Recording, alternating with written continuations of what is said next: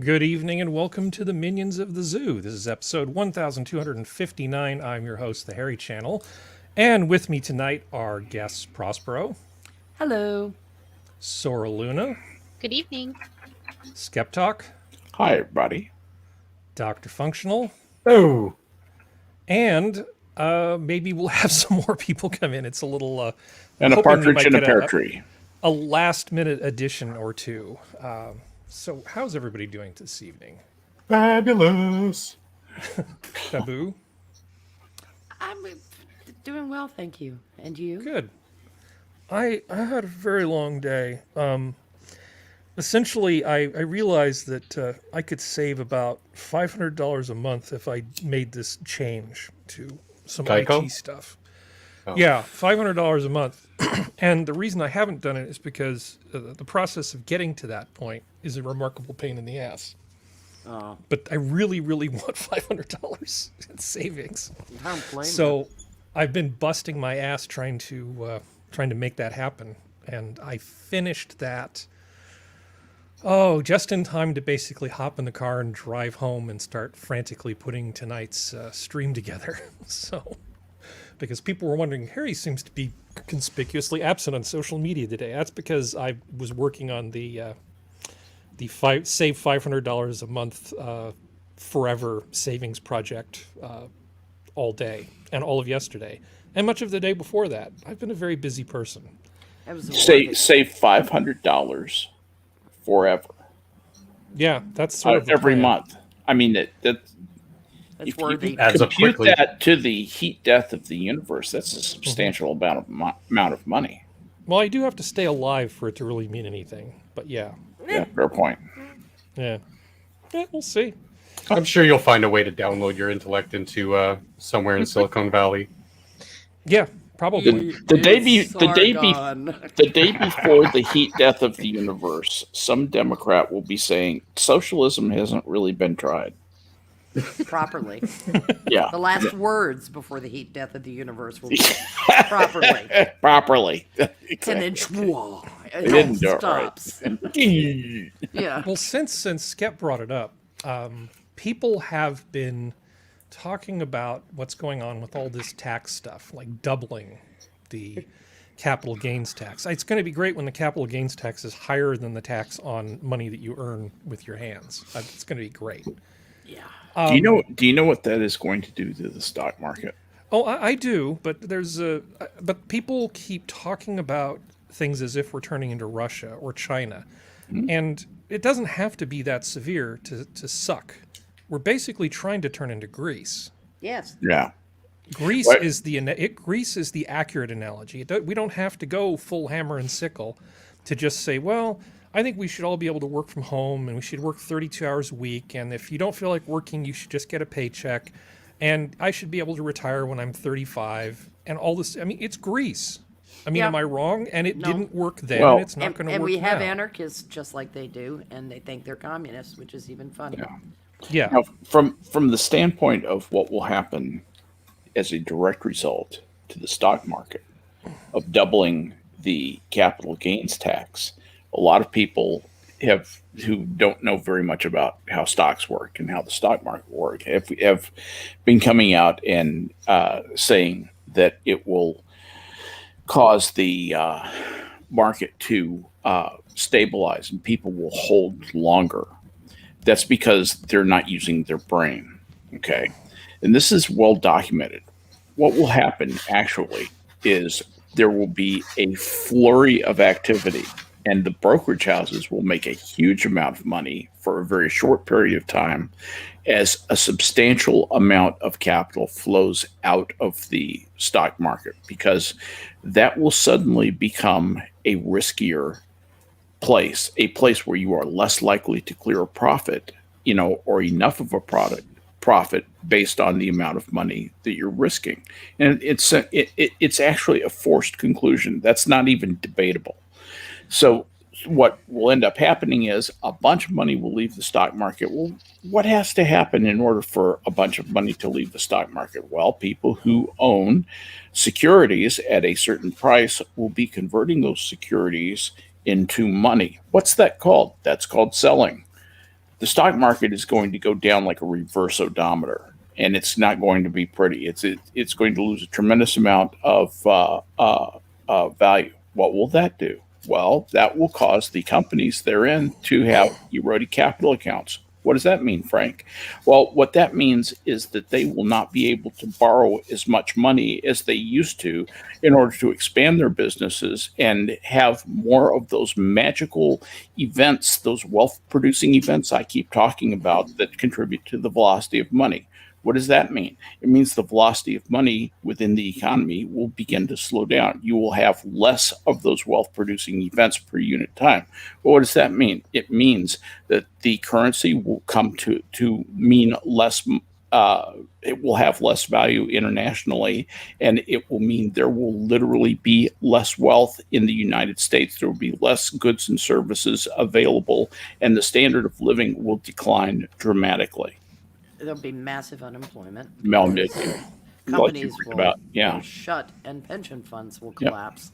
Yep. And that will make the union people mad. So I will wager there will be an adjustment to this prediction when some actual numbers people who are committed left-leaning people run the numbers and realize what voting constituencies will become irksome. And I don't mean the working class, because fuck them, they're all out of work. They'll be put out of work. A large sector of working people will be unemployed. You have 30 or 40% unemployment. It won't be any of this 5 or 6 unemployment anymore. The first one will go up to 15, and then you'll go up to about 30. It will not hurt the wealthy, which is what it's designed to do. They will offshore their money. Yeah. They will move that shit so fast. That's trivial.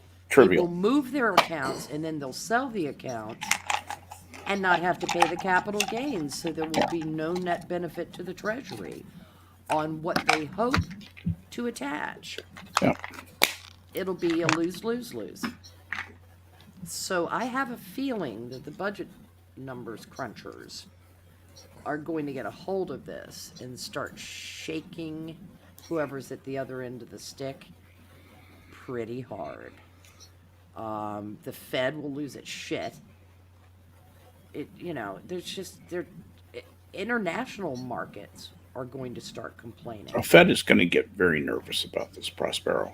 Oh, when they see the cost of capital, when they see a prospective cost of capital increase by, I don't know, see interest rates go up 20, 30%, the availability of capital is going to vanish. In other words, Democrats with money are going to be mad when they see this. Yeah.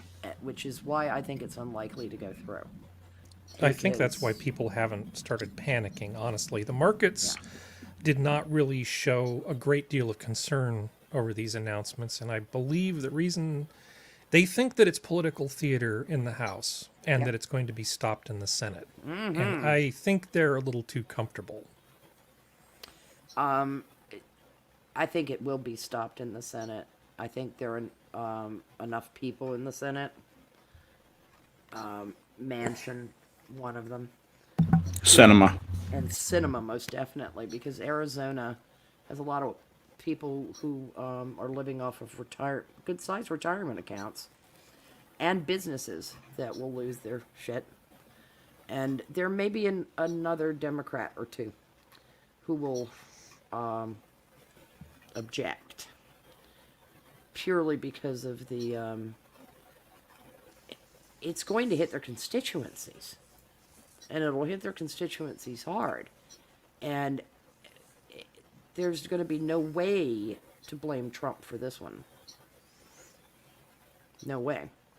They can't even try, because this would be the Biden tax plan. It's insane. This is pap to the eat the rich crowd, because they hate them and they want them all to be broke. For whatever fucking reason, they want them all to be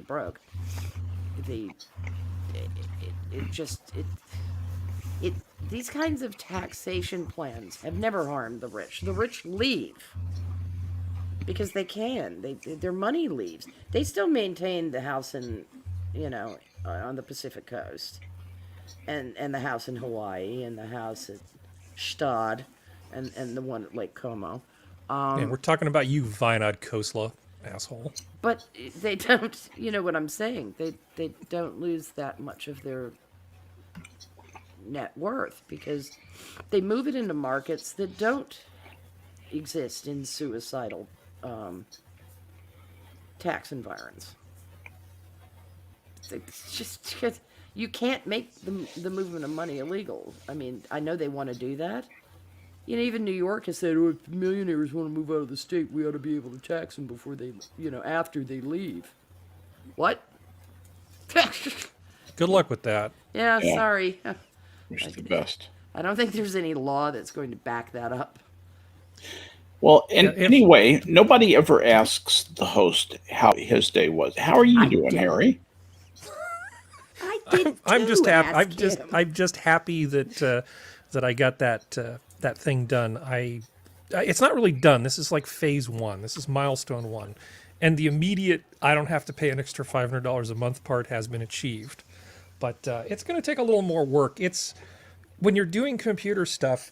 There's some people make this analogy: the difference between cattle and pets. Mm-hmm. Now, the way computers are provisioned now, they're like cattle. If one dies, you just prop another one up. You've got some automated system. What I was dealing with today was a series of pets that have been lovingly taken care of for about 20 years. Things that have gone from physical machine to physical machine to physical machine to virtual machine to virtual machine. And so much accumulated shit has just been piled on top of these things. It would actually be something worth talking about when we finally getting around to doing our tech talks. The whole process of trying to turn a pet into cattle. It was a good art exercise, and actually I was pretty pleased because I did far more things right than I did wrong today. And all things considered, it's one of those things where there's going to be collateral damage. Yeah. You just accept that fact and you just go, I want money. And then you just do it. You have to be kind of brazen. But one quick thing before you go on. I didn't mean to contradict Prospero, and she did, of course, ask you how your day was. It was a clumsy way for me to try and insert a pivot point into the conversation. That's all I was really trying to. Being a brat pays off on occasion. The free swim period is coming to an end fairly soon. Okay. But Dad, I want to sit in the front seat. No, there's a bunch of stuff that happened this week, and I always put my little news recap here, which is Dems are excited about freeing the oppressed people of the tiny province of the District of Columbia because it's all about their rights, Their rights are being horribly, horribly abused by them not being a state. And it sure is a good thing that our top people have stepped up to try to take care of this problem. Top people. Let's see. There was a police officer who was so powerfully racist that he managed to accidentally and intentionally at the same time kill somebody. That was pretty cool.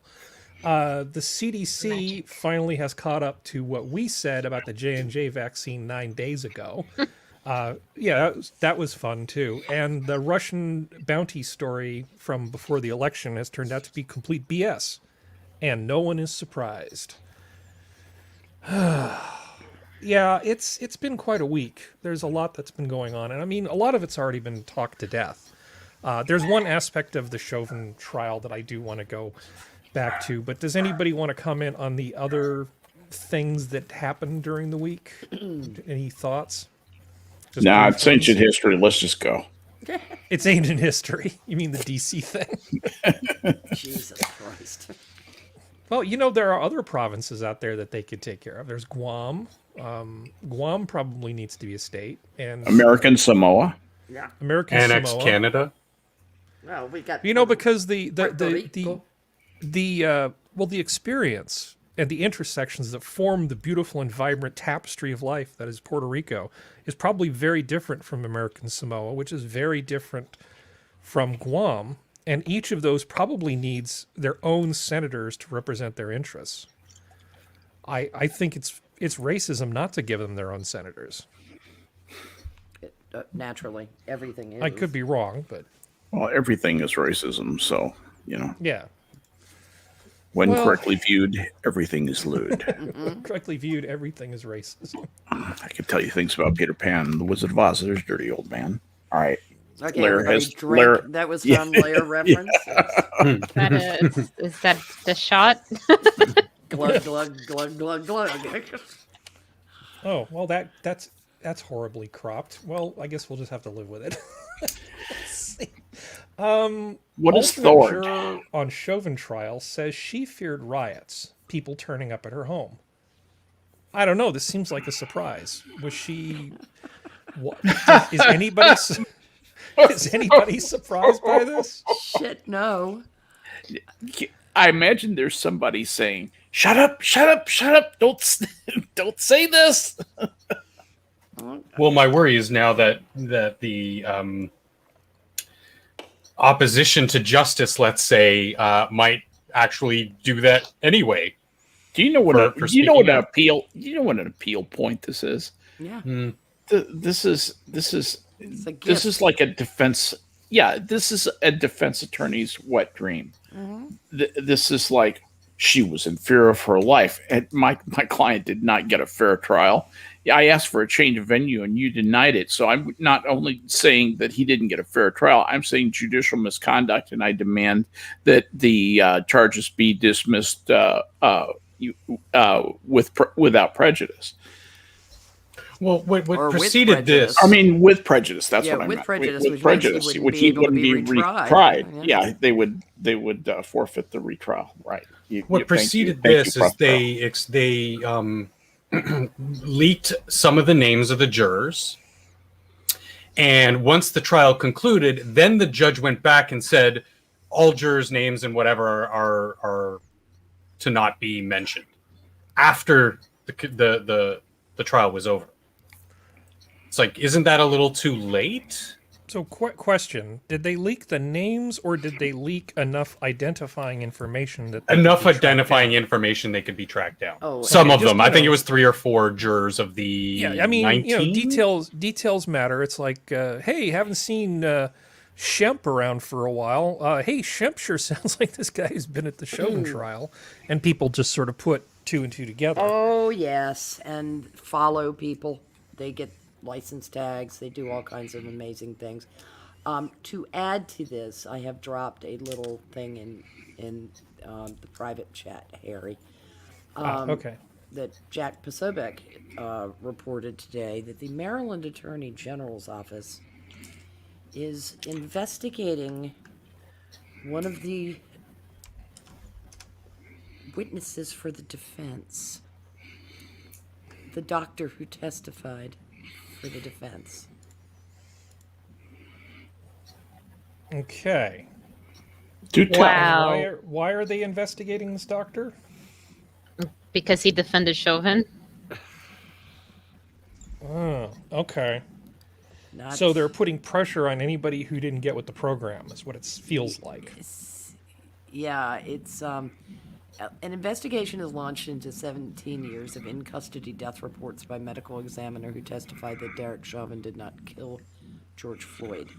The former head medical director's testimony raised suspicion in the medical world. Maryland Attorney General Brian Frosh said Friday his office is in talks with Governor Larry Hogan to review all in-custody death reports during his tenure.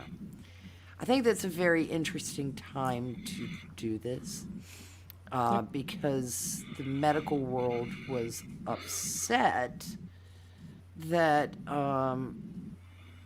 this guy said that the primary cause was sudden heart rhythm disturbance during. Prospero, before you get into that, I want you to consider for a minute.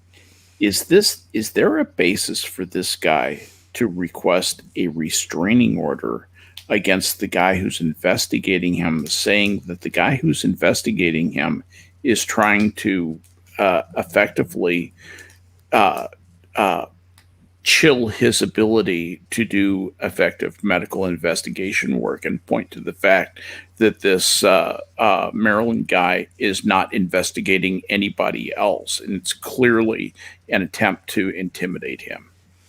Possibly. Basis but for a restraining order, it, yeah.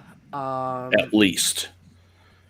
I hope there's somebody available pro bono, because this guy probably doesn't have the kind of cash to get the lawyers that he needs to get the Yeah, Maryland it's Attorney General. $250,000 to say hello in this case. Yeah, to back off, and he'd have to file in Maryland, where he's going to find hostile judges. That's a good point. Most likely. Yeah. But it sounds, because he testified that it was heart arrhythmia that killed George Floyd, and not oxygen deprivation. Well, he was using racist science. He was using scientific principles, which is racist. They're going to look at anybody that died in custody that this guy may have had to do the ME report on. And anybody where there's the conceivable possibility that it could be something else, they're going to trumpet that out saying this guy is incompetent. This is such bullshit. It just makes me crazy. Well, There's an obvious answer to what's going on. And the obvious answer is that they're trying to pre-intimidate anybody who might testify at the retrial. Yes. Yeah. Yeah, that's a great point, It's- Angela. That's all. I think that's all Great this is. point. They're That's trying to that would be- basically send a message that if you testify at the Nice little retrial, medical president, practice you got there. your well-being could, is basically at risk. Well, This could happen to you. It's very that's- tragic. That's nice, but that would also be something to bring up in a plea before the court for a restraining order. It's not witness intimidation when we do it. But we all knew that there was something fishy when, we don't know much of anything. None of us were in that room. We didn't see the sum total of it, but it seemed very suspicious to me when they came back so quickly with the verdict. Because yeah. I would have thought that at the very least they would have agonized over the murder 2 ruling. And the murder 2 thing, should have really taken days of discussion. They probably would have asked for more information. You would think that if the jury was doing their job, they could not have agreed on that murder 2 as quickly as they did. The thing that I find very difficult about this is, as an advocate for the adversarial system, and because I support the notion Because of it's a little better than the other. trial by jury. Yeah, it's the best we've got. It's a little. There's a similar parallel in the justice system to what we say about capitalism. Better than French. Sorry. Yeah, it sucks, but it's better than all the alternatives. I don't like gainsaying juries, but if there were a term for the inverse of nullification, I suspect that occurred here. Jury intimidation is the term you're looking for. Well, no, jury makes up its mind before trial, is what I'm talking about. 'Cause yeah. Nullification is in the face of overwhelming evidence. You still I see what you're acquit. saying. Yeah. And in this case, you convict when there is serious doubt on murder 2. Serious doubt. That's just prejudice. Even by Minnesota's perverse standards of being able to charge for 2 crimes at one time, like they do. I'd Murder love to 2 know the tradition that came out of, by the way. Scandinavian or something. I don't know. We could. But it's usually you can take multiple bites in an apple. You just don't take both bites at the same time. What were you going to say, Functional? I was just going to joke that we could go back to the we could try to institute the Wakandan style of justice and have trial by combat. We could. It would be diverse. I think Chauvin would do pretty well in that, actually. Well, yeah, the other guy's He'd dead. kick some ass. Depends But on yeah, on the the, weapons, yes. So, sorry, I lost my thought there for a moment. I tend to do that to people. Yeah, I mean, I'm not. I mean, This isn't Scott good. Adams had an observation about this. sorry for stammering. Scott Adams' observation was, I think, the most charitable interpretation of what happened with the jury that you could possibly imagine, and it goes as follows. By looking at how casually Chauvin did his job while the person under his knee was dying, regardless of what caused it, he's saying that the jury was offended by his look of indifference. And that his look of indifference, when sort of juxtaposed with what was happening at the same time, unbeknownst to him, made the jury decide to just, throw the book at him. Because Even they were though they offended by the called fact an that he ambulance. seemed to not care about the fact that this man was dying. And of course, this is all through the lens of hindsight. Yeah, and there was a lot of logical legerdemain that went on, but yeah, I mean, on the face of it, the photographs, some of the video evidence, there is an element of depraved indifference that goes toward the charge. What you refer to as casual indifference. They usually use the term depraved indifference. And depraved indifference has a specific meaning, though. Go on. Go. To show a depraved indifference, I just remember that it has several elements to it, and each element, it's an and kind of thing. It's not a one from column A, one from column B. You have to prove all the elements to get to depraved, and there's like 2 or 3 And they don't really things. have that. They don't have that because they summoned an ambulance. The Yeah. minute he said he couldn't breathe, they called a bus. Right. And that, if they had not called a bus, oh hell yeah, I'd be like, throw the book at them for depraved indifference. Because you just call, even if you think the person's bullshitting you, you call. Law enforcement has to do that. It's just incumbent on them to protect themselves from what we see here. The fact that it has been, apparently it meant nothing. In part because I think that off-duty EMT's testimony turned out to be extremely persuasive to the jury, even though, because they don't understand procedure. Sanguine went over that. You can't just run up and say, I'm a doctor, with no ID in a suspect police encounter. Even if you had an ID. Yeah, but in a suspect police encounter, they don't stop being cops, and the suspect doesn't stop being a suspect just because you run up and say, I can do something here. They're like, that's really nice. Not right now. We've called an ambulance. Yeah, step back or I'm going to arrest you, Doc. Yeah, this is not... You can't interrupt this is an active crime scene, technically. Right.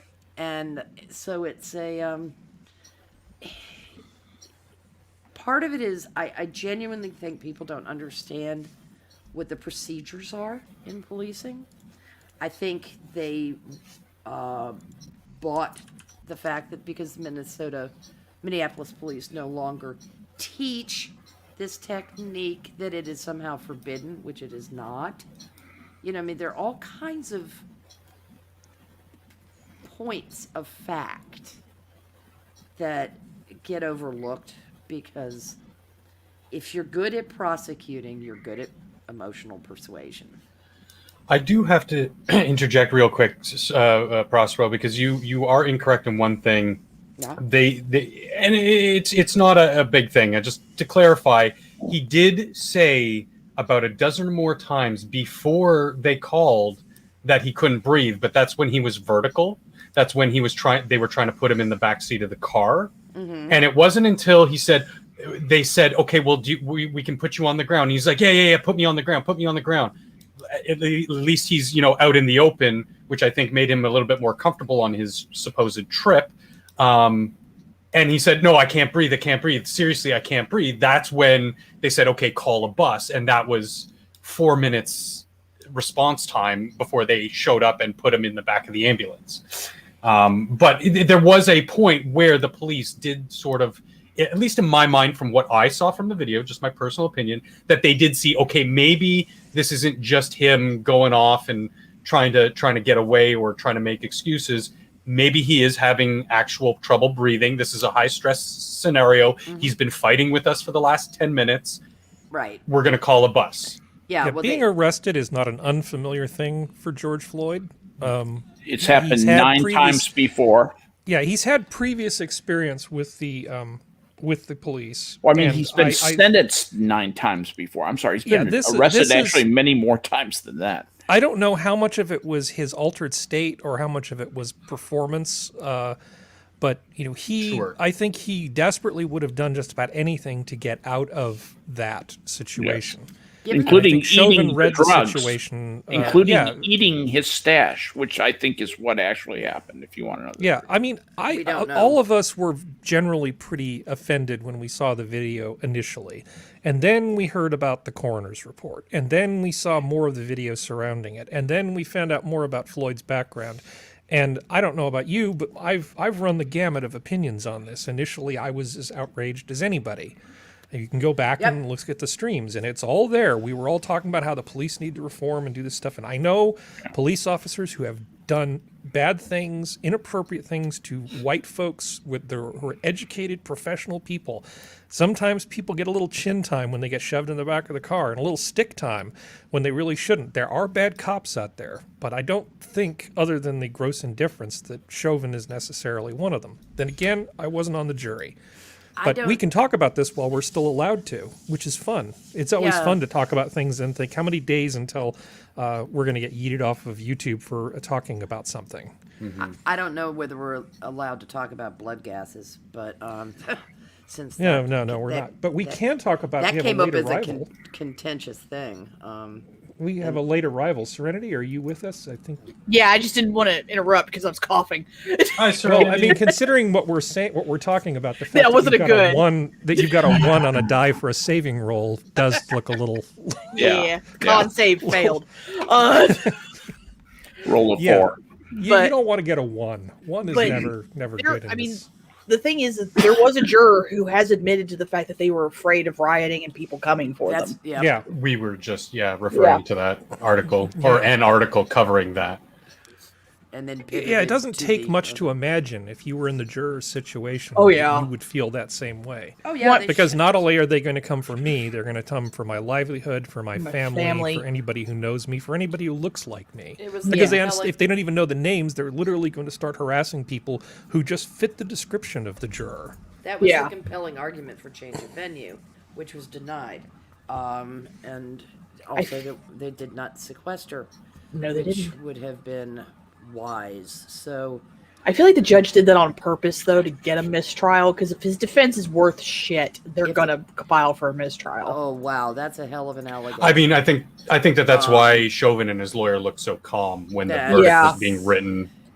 It's a hell of an allegation to say that the judge fixed the trial for appeal. Well, you'll never be able to appeal on that. No.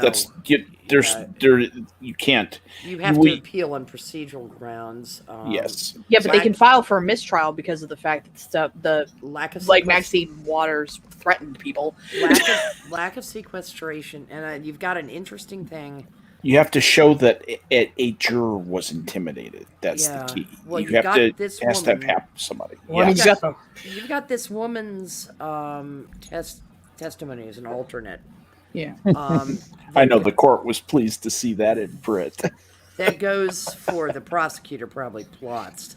They went, son of a bitch.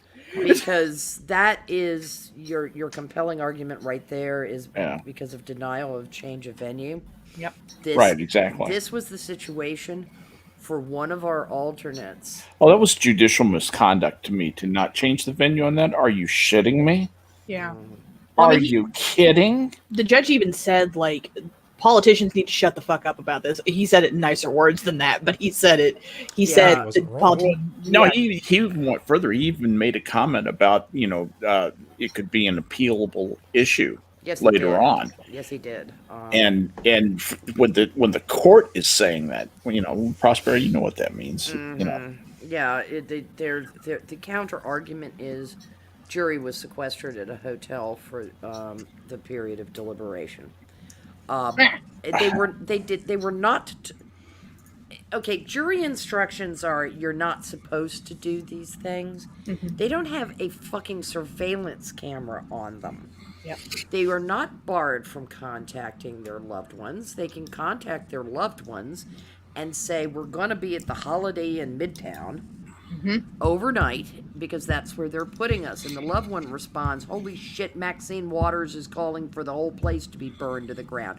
Boom. The jury has now been affected. Well, or they hear the story about the defendant, one of the defense side's witnesses who found a pig's head on his doorstep. Yes. And it's like that's enough too. It's like there was actual activity that occurred around this trial. Failure to change venue. And then Ms. Waters, intemperate, while under police protection, herself remarks, and that shit. Oh yeah. Was somebody leaving a pig's head on and now Maryland has stepped into the trough, going after this other witness, in a very peculiar timing. Like, could you be a little less obvious, you shitheads? Well, Not if to he doesn't have mention, anything to hide, it'll be fine. Oh yeah, well that's the old. If you're not guilty, what's the problem? Exactly. Well, And he not- didn't float. That means, anyway. Yeah. But if you Well, we do sink, need to move on or if to. you float- I was going to Gascon. say, don't we need to move on? We need to move on to Gascon because nobody loves criminals like Gascon. The woman loves them like a skunk. he's a There was a special kind of son of a bitch. There No No, one see, sips I- like Gaston. we had a See, yeah. Talking about George Gascon is my special indulgence. Should that be Because- George? I George, Gascon. I do not like George Gascon.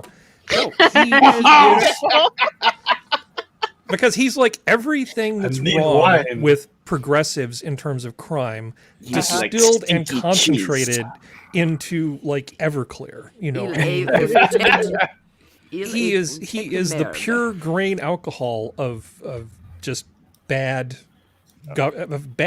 basically criminal government governance. Give us the So, 411, as the kids say these days. Yeah, L.A. County DA George Gascon details plans for new crime reduction division.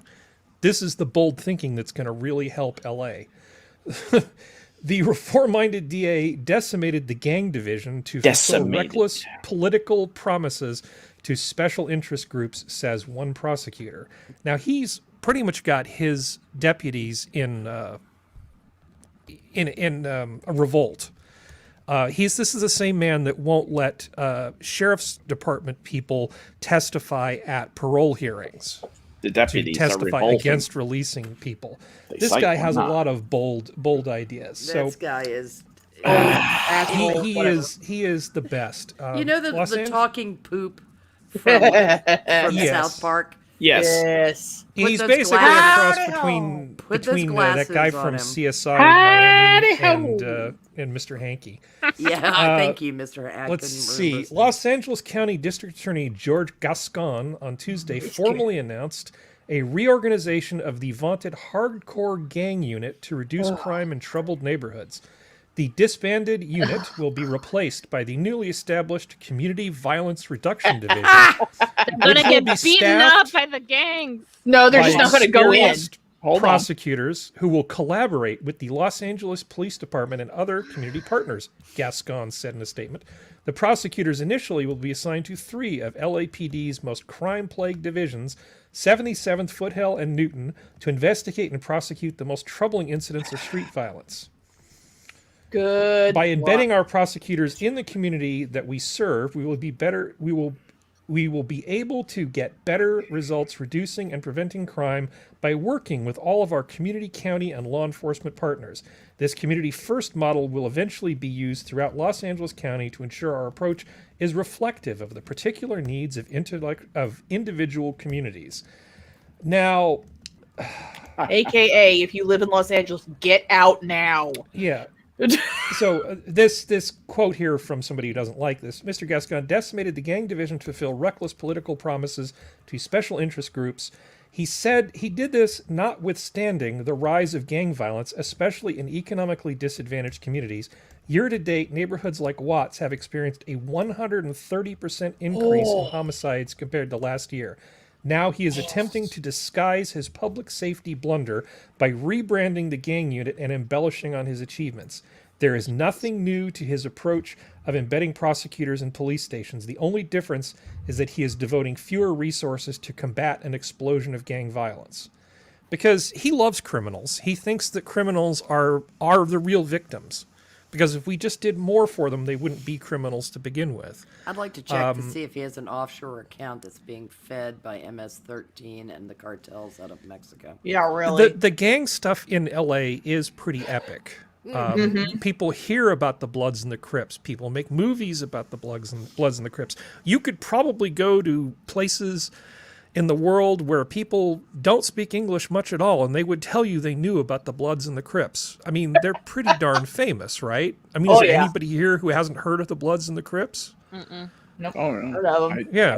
I used to have to deal with those guys to get safe passage through the West Side ghettos through Garfield in Chicago. I had to pass through 2 gang territories to walk to the L. You walk a lot. You wore a lot of tan, didn't you? You don't wear red or blue. You do not wear red or blue. You don't wear red or blue. Think about it. And there's other gangs too. There's the Nuestra Familia, which is the Mexican mafia. There's MS-13. Oh yeah. There's gosh, I can't even remember. The There's a bunch. They're all kind. They're like 10 different Chicano gangs. At least there were in Chicago. I'm talking 1973.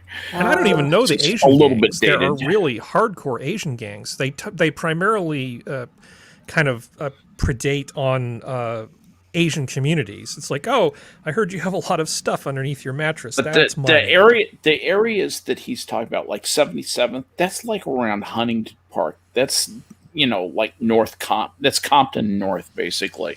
It is just solid gang all through there. It just, and it's block by block. Well, I mean, it's like very diverse. there's even Yakuza Yeah, and Triad in Los Angeles. Like this is Yeah. there's the ones that people, even if you haven't heard of the Bloods of the Crips, you know who the Triad are, or at least you've heard of the Triad, or you know what Yakuza are just based on anime. But it's like those people even have like syndicates there. Like this is They do. not- Oh yeah, They do. There's all the organized crime and gangs you could ever. You cannot throw a stick in many parts of LA without hitting a gang member. Yeah. The Just only somebody thing- who's on the gang payroll. As the industry only thing went- you don't have is the actual mob. Yeah, there's Not anymore. Not there. Yeah, there's like I think there's one that's still trying to hold on to. I forget what it's called, but I think it's. I don't think they're the Italian mob. I think they're something else. I think they're. They're probably Oh yeah, that's right. No, No, they're my people. Sorry. Oh jeez. Well, I have a little more here. Public health Please. approach to combat violence. The goal of these efforts is to treat community violence through a collaborative public health approach, Gascon said. We hope to end the cycle of generational violence and prevent victims from being repeatedly traumatized. Additionally, Gascon has shifted resources to new community violence prosecution coordination program, that's a mouthful, that will serve each of the country's branch courts and central trial offices. Well, this is all just moving, basically just moving things around. The main thing is Gascon doesn't really like locking up criminals.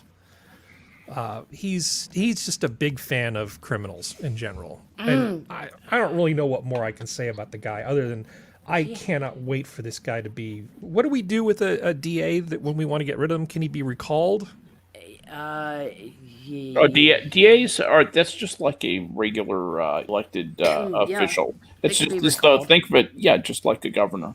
Yeah, the thing is, he's got a point, because if the people are dead, you can't keep traumatizing. Yeah, he's not wrong. Unless a grave robbing gang becomes I'm sure there is active. one. Because what he's going to end up with is, instead of victims being re-victimized, he'll just end up with even more bodies stacked up in the morgue. Yeah, no, it's And they one of won't those be things the that be real they interesting. won't be the people who belong there. Well, we will see Get how my this will drift. play out. Because assuming we're still doing this in 6 months or a year, we'll be able to look back and see whether Gascon was right and we're all eating humble pie or what have you. But I'm not expecting to be eating any humble pie over this. Yeah. This is going to be a Okay. shit show for a city that is already In trouble. In trouble, and wait till this starts. You know, Has been for a while, yeah. you basically give them L.A. County. Uh-huh. They're going to start edging out. Oh yeah. They're going to start edging out because they're not being challenged in LA County, and they'll only grow stronger. Wait till they start tipping into Orange County and see what happens. Oh, motherfucker's gonna kill some people. Yeah, because those gang members really respect the soft Boundaries. touch. You know, Yeah, if you yeah. come at them with a strong gang task force, that's, you know, they think that's just silly. But when you show up and actually ask them about their feelings, that's when you know that real change. You'll is get about their to come. attention then, for sure. Speaking of which, Functional, you sent me this article. Do you want to do the honors? Sure. This is just a short article. I did some more background research into it. Oops. But the headline is Biden isn't ending the Afghan war. He's privatizing it. Unclear if over 18,000 contractors will ever leave Afghanistan via the Pentagon. While President Biden said he will withdraw troops from Afghanistan, it's not clear if his plan extends to the thousands of contractors working for the Pentagon that are still in the country. When asked about this issue on Friday, Pentagon spokesperson John Kirby said he wasn't sure, quote, "So on the contractors, we don't know exactly. There's some preliminary plans, and clearly the goal is to get all our personnel out, and I suspect that contractors will be a part of that. But whether there will still be a need for some contractor support, I just don't know," end quote, he said. So basically, and reading more up on this, what they want to do is sort of, you know, lip service and saying, yeah, we're getting our boys out, but still leaving a command structure to keep the contractors organized. And it seems like that's not exactly really kind of what we mean by let's pull our boys out of Afghanistan. I'm sure we all just want to just stop worrying about a country we had no business to be in to begin with. The U.S. Anybody have a sense of how much money this is costing us? Not that that's the most important thing here, but these contractors are well paid. Oh yeah, no. And through firms like the famous one is Blackwater, but there are a bunch of other firms as well. I haven't I heard would that assume- since. I think Contractor there were- cost Which share, days? Harry. I think there were something like 18 different companies hired. Harry, contractor cost where? Contractor cost what? Where? Oh, in Afghanistan for these contractors they're leaving there. There's a. How much are we going to be Look at. spending on these thousands of contractors? Yeah, long I'm term? trying to find the study. 2018 annual expenditure was about $45 billion. What's your source for that? Senior Pentagon official. Is it in this article? No. Look for there was a Brown University study. That's the one that I'm trying to find. That let's see. The Found it. reliance on defense contractors once touted, blah blah blah. More than half of the defense budget last year, 307, was spent on all contractor. So about $175 billion last year. So what did you find, Serenity? You said you found something? I found the Washington Post article that quoted it. Okay. And since September 11th, 2001, United States military spending, this is just the basic military spending stuff. Oh, here it is. In 2019, the Pentagon spent $370 billion on contracting. More than half of the But total. only- Syria and a Only bunch of half other of places. that. Only about half of that is over there. That's what I'm getting to. Is about 175 billion of that was in Afghanistan. we're still using the B word. I mean, that's an Yeah. insane amount of money. Yeah. Oh, yeah. Yeah. Yeah, I mean, And those government contractors, these are retired special forces guys and it's guys basically who where are a lot generally of pretty good at their job who left the military to make a Better little money. more money working for contractors. And sorry, Skep, that 45 was just the infrastructure rebuilding money. University of Brown study in 2019 has the total spending for both Afghanistan and Pakistan 978 billion From the get go. Yeah. Yeah, I was looking per annum. Yeah, I was looking for how much we're spending. It looks or like it's spending on between just 1 contracting. and 200 billion per year, Harry. It's insane. It's a lot of freaking money. oh yeah, I mean, the thing is, we're still there. It's just pretending that we're not by we're outsourcing still it. bankrolling it. That's what it is. Yeah, we're just bankrolling Yeah. it. You know, here's the thing. It's not the B word that bothers me. It's the T word. Let me just give you a little something here. The national debt under George Bush increased from something like 3 trillion, I think, to 7 trillion roughly by the end of his tenure. Barack Obama doubled that. He doubled the debt again. Okay. So it got up to 12 trillion. And then Trump added 5 or 6 trillion to it. You know, it's how did we get to $20 trillion dollar debt, which is roughly what our national debt is right now. This is money that at some point there's going to be a reckoning, and the reckoning is going to be the strength of the dollar. And if you don't think the dollar can lose value against the other currencies of the world, you're just wrong. You're just flat wrong. Yeah. Paul Krugman was wrong. He was irresponsible. This whole business of the neoliberal philosophy that because we have the big stick, we can do anything we want, including print money and essentially steal from everyone else in the world.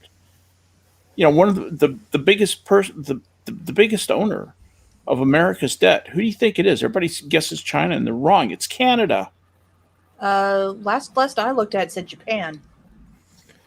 Well, Canada comes up a lot. Canada's Yeah. big. It Maybe depends. Japan It has depends on. stepped It up. depends on how you look at it, and like fastest increasing and stuff like that. But my point is that it's other countries are holding this debt, and they might be cross with us if we default on it. Do you think? And if they become I'm serious. I'm absolutely serious.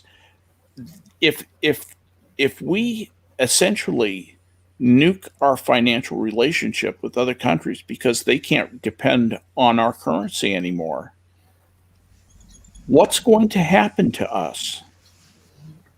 The Walmart's not going to have a bunch of stuff on the shelves anymore. You won't be able to go shopping and get anything you want. Okay. And all of a sudden, life is going to get a lot more basic, a lot more fundamental. People are going to get really good at growing their own food for peanuts. I don't think people are going to get really good at growing their own food. Well, you know, the cities I on wish top you of were- things like the previous article with Gascon, because that's not really an anomaly in the grand scheme of things. Increases in crime, reduction in policing, the tanking of the dollar, like it all adds up, and cities will just collapse. They'll eat themselves. Everybody else will more or less be fine. Rural areas will be more or less fine until the gangs start roving out there to steal their food. But the cities will collapse. Well, this is Millions depressing. will die. Let's talk about something not depressing. How about that? Okay. Anybody, Yay. Any objections? Oh. Because that problem's I not don't going know. anywhere. We're going to be talking about that forever. How about, Kate, stop that. Okay. Hey, NASA's Perseverance frontier. Mars rover extracts first oxygen from red planet. Now, we know there are things on the red planet that contain oxygen. There's water, for instance. So it's not like this is the most revolutionary thing, but it's still worth talking about. It was at least good enough that NASA decided to make their little press release about it. Yes. The milestone which the MotZ instrument achieved by converting carbon dioxide into oxygen points the way to future human exploration for the red planet. Now, let's see. Skep, you probably know a lot about this, about things that people do in submarines. There's certainly ways you can scrub CO2 from Yes. atmosphere. That's not terrifyingly difficult to do. Nope. But it doesn't really solve the problem long term. Converting CO2 back into oxygen is a really good step, and plants do it very nicely. But this technology is interesting. I mean, it's the growing list of firsts for Perseverance. NASA's newest six-wheeled robot on the Martian surface includes converting some of the red planet's thin carbon dioxide-rich atmosphere into oxygen. A toaster-sized experimental instrument aboard Perseverance called the Mars Oxygen In Situ Resource Utilization Experiment, or MOXIE, that's a good one, accomplished the task. The test took place April 20th on the 60th Martian day or Sol since the mission landed February 18th. While the technology demonstration is just getting started, it could pave the way for science fiction to becoming science fact, isolating and storing oxygen on Mars to help power rockets that could lift the astronauts off the planet's surface. Such devices also might one day provide breathable air for astronauts themselves. MOXIE is an exploration technology investigation, as is the Mars Environmental Dynamic Analyzer weather station, and is sponsored by NASA's Space Technology Mission Directorate and Human Exploration Operations Mission Directorate. The fact that the let's launch people into space part of NASA did this kind of gives you an idea of what they have in mind for this. Now, the part I don't quite understand here is how much more or less efficient this would be than basically splitting water. If water is fairly abundant, electrolysis is not terribly efficient as a way of going about doing this. It's horrible. But it's like it is horrible, but Yeah. at least, it's there. But I guess what's nice about this technique is it doesn't rely on large amounts of water. Yeah. If they can do it in an energy efficient way, then that's absolutely fine. There's several things that have to happen. Just if you want, just in speculative opinion here, the effort that they need to make is to find the stuff that has a lot of easily available oxygen that's pretty easy to crack. It's not too bound up with whatever its partner is. Exactly. And because essentially the thing that you need, other than the tech, obviously, is you need energy. Energy is how you unbond oxygen, basically, and how you isolate it. And you're probably looking, you probably have to have a lot of concentrated energy. Solar energy is not a great option on Mars because Mars is too frickin' far away from the sun, inverse square law and all that stuff.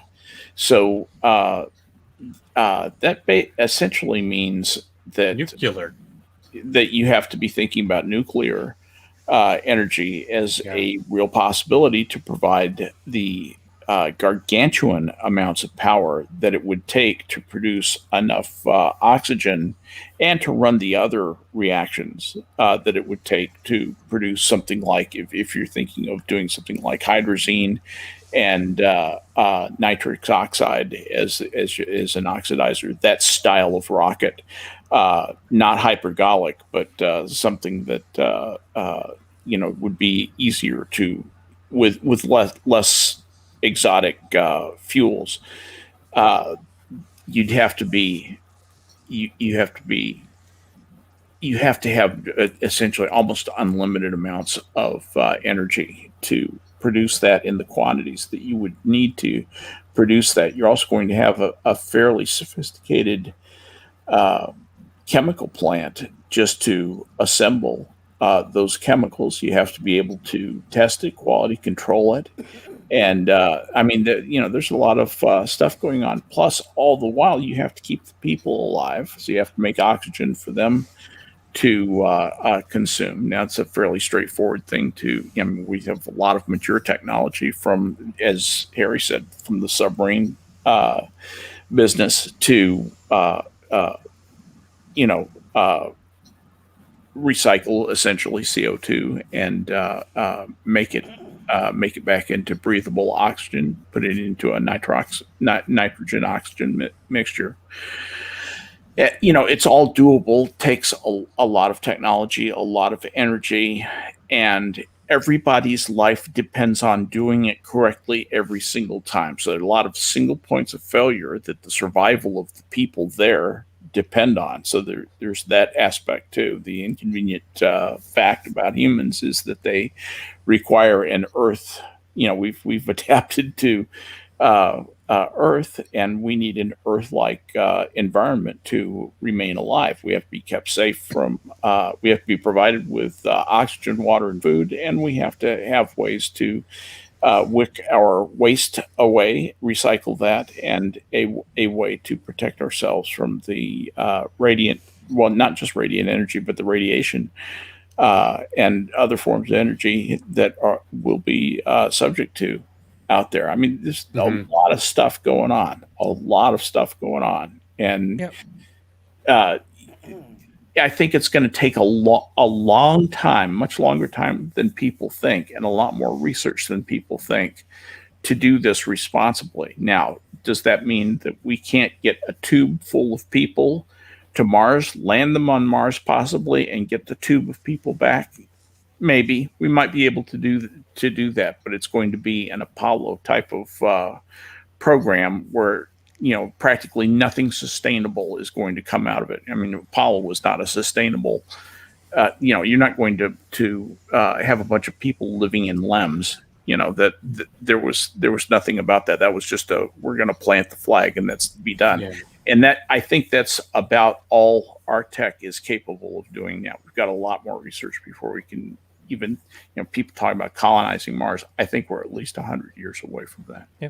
This experiment made a whopping 5.37 grams of oxygen. Exactly. I'm not even whelmed. I'm not overwhelmed. I'm not even whelmed. Well, you know what the word whelmed actually means, right? There is a word whelmed. Yes. And it has a meaning. And it refers to basically turning something over, sort of inverting it like a boat. I thought it was to bury it. No, doesn't it mean to bury? It has to be under something, but it originally went back to like capsizing. But so any type of situation where things get so chaotic that you end up basically being under, like capsized or buried is part of it too. Yeah. But the use of the word whelmed is it doesn't really get used very often. Yeah. Over and under are clear survivors, but I very rarely hear anybody other than people like us talk about being whelmed. Yes, exactly. Yes, I find talks. I mean, it's good that people have optimism. I mean, it's totally cool, and sending robots is a great thing, which is the next story. But sending robots is a fantastic thing because robots don't die nearly as easily as humans. They don't need oxygen like humans. They don't. Sounds like I'm going into the Gascon song again, but they don't need all of the. No one breathes like Gaston. They don't need a 401k. They don't need a 401k. They don't need. If they fail, you don't have to pay their relatives, anything like that. It's why am I picturing TikTok videos of Boston Dynamics robots dancing on Mars? Oh, they do it. Because you're picturing absolutely fun times. Yeah, I've just got this image of Elon going, okay. Yeah. So we had a second ball flight on, and just seeing a disco ball start spinning up at the top of something, and there they go. Ingenuity, Sora's favorite space drone, had a second flight. Instead of just going up, I guess it was 5 meters in the air, and then moving a very, very small distance, actually did the whole thing. Was like, hey, let's try forwards and back. Woohoo! So, so Ingenuity captured its first color image from 17 feet, 5.2 meters above the Martian surface during its second flight on April 22nd, and is now preparing for its third flight scheduled for Sunday. That's tomorrow. Ingenuity autonomously flew for almost 52 seconds during its second flight, climbing 16 feet, 4.9 meters up through the Martian atmosphere. After a brief hover, it tilted at a 5-degree angle and moved sideways for 7 feet. So each of these tests is going to be just a little bit more ambitious than the ones that come before it. Because unlike when you're at the park with your drone and you're flying it around and it crashes, where you'd kind of dust it off and put it back up there, you really can't afford to screw up here. It's not like you can just put a replacement up. So they're taking it very, very cautiously. And they also don't have a huge amount of power to play with. So this thing has to recharge on solar power, and it needs to spin its blades fast enough to rise through the 1% as dense as Earth's atmosphere. Of course, the gravity's a lot lower, but it's still, like a 4-pound thing that's trying to fly around in that thin air. 40% of the gravity of Earth. Yeah, that's enough. This is 40% of the gravity is great, but 1% of the atmosphere is not so great. It's a huge problem. Yeah, so the helicopter hovered in place again to make 3 turns. This allowed Ingenuity's color camera to capture images taken looking in different directions before the chopper touched down in the center of the airfield. Ingenuity only collected black and white images with its navigation camera during the first flight. So we have color images now. Like I said, we're just sort of ramping things up a little bit at a time. You can see the shadow, perspective. And what's cool about this is that the probes that we have, they move very, very, very slowly. Essentially it's a huge gear reduction that's going on to move at all. They're not moving like an RC car or anything like that. I forget what the speed is, but it's some small fraction of a mile per hour that these probes are actually moving. And being able to have something that can actually get out and look around and figure out where you want to go is kind of huge. Even if it can only go 100 feet, that's massive. It really is, because instead of having to invest all this effort and time to get over to the lip of the crater and then discover, we have to backtrack, and that's a sunk cost in terms of time and research effort, and appropriation, of money, which is a finite, dwindling resource. Instead of doing that, you have the thing go up and say, no, we can't go that way. The lip of the crater is right there. We mustn't do that. That's an oversimplification, but you really can scout out a lot of territory and find optimal places to go and to accomplish the kind of research stuff that you want to accomplish. It makes a real difference.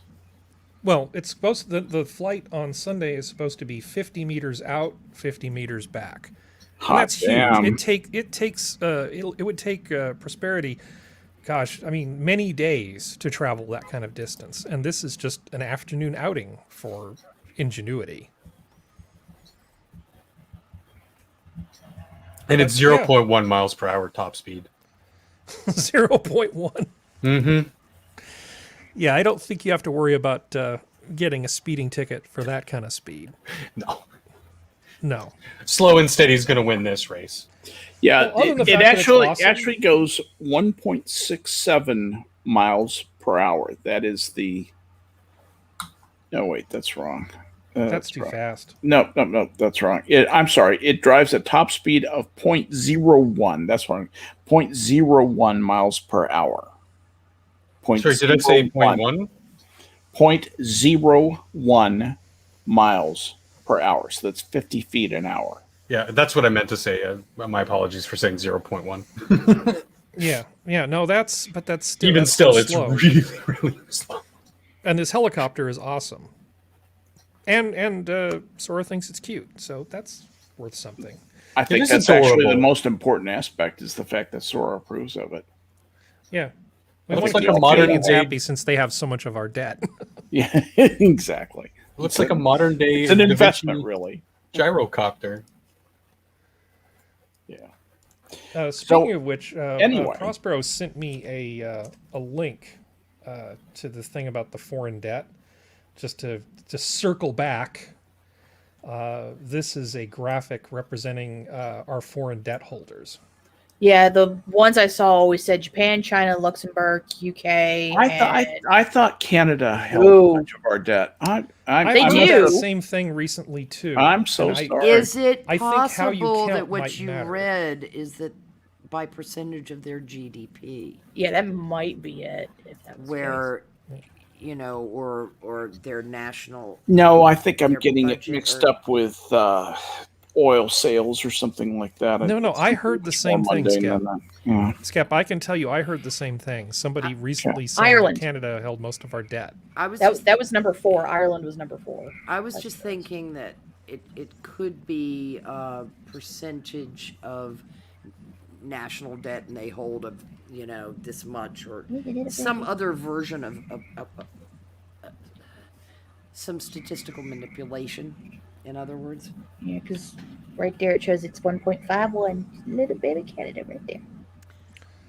Yep, I'm wrong. But we've set that. Sorry. Well, the thing is, we have succeeded in not putting more bullshit out into the universe. Yes. So I feel good about that. No, and Very I true. apologize for putting bullshit out into the universe. I usually announce my bullshit before I put it out. Yeah, but I have Branded seen, as humor, and you just can't rely on I've me. seen similar things. So there's some breakdown within a breakdown of Yeah. how much of this, that, or the other kind of debt is owned by whom.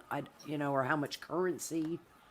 Sora, you know what I got from that little infographic there? That the rest of the panel here owes you and I $102 billion. So Yeah. No. pay up, Merkins. Not individually, my friend. Yeah, I'll take my share. Yeah, you'll take the lion's share.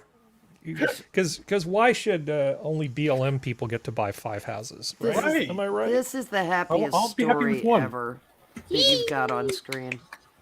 Yeah, this is pretty awesome. Actually, I think you were the one that suggested Yeah. this. I'm not holding you personally responsible. No, it's just it's because chloroquine resistance is a thing.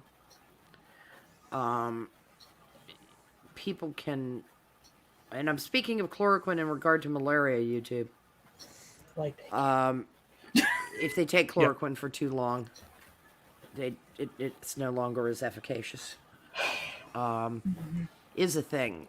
Moving forward with the mRNA vaccines toward other plagues like malaria is just, this is the bestest news ever. Because this, I mean, 77% efficacy is extraordinary. Because, some people have the what's a come and a go malaria. And then others have the brain damage from it. It can strike at all ages. And it has been a massive, massive killer of children in Africa. And it's just really remarkable. I knew that they were moving forward once they had conquered the lipid encasing for the mRNA, with looking at other applications. Of course, all the people working within mRNA technology, basically, because of Pfizer, BioNTech, Moderna, all shifted toward COVID. They've started turning toward malaria and also the AIDS virus to see if there's mitigation they can have, because that is a pandemic. AIDS that has been ongoing for 4 decades now. In California, they essentially made it a misdemeanor to intentionally Yes, have sex with somebody without disclosing your HIV status. and which It is used a to be horrible considered. decision. Yeah, it used to be considered to be assault. It is assault because some people cannot take the drugs to combat the spread in their system. Other people do brilliantly on the antivirals, but there are a lot of side effects, and it's ultimately a life shortener, if not a death sentence. And it would be nice.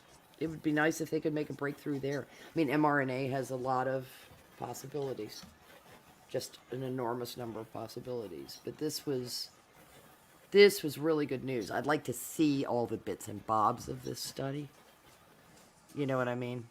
The meat and potatoes about what kind of side effects there are and that kind of thing. Are the side effects more age dependent? You know, how does it react to people who've already suffered bouts of malaria?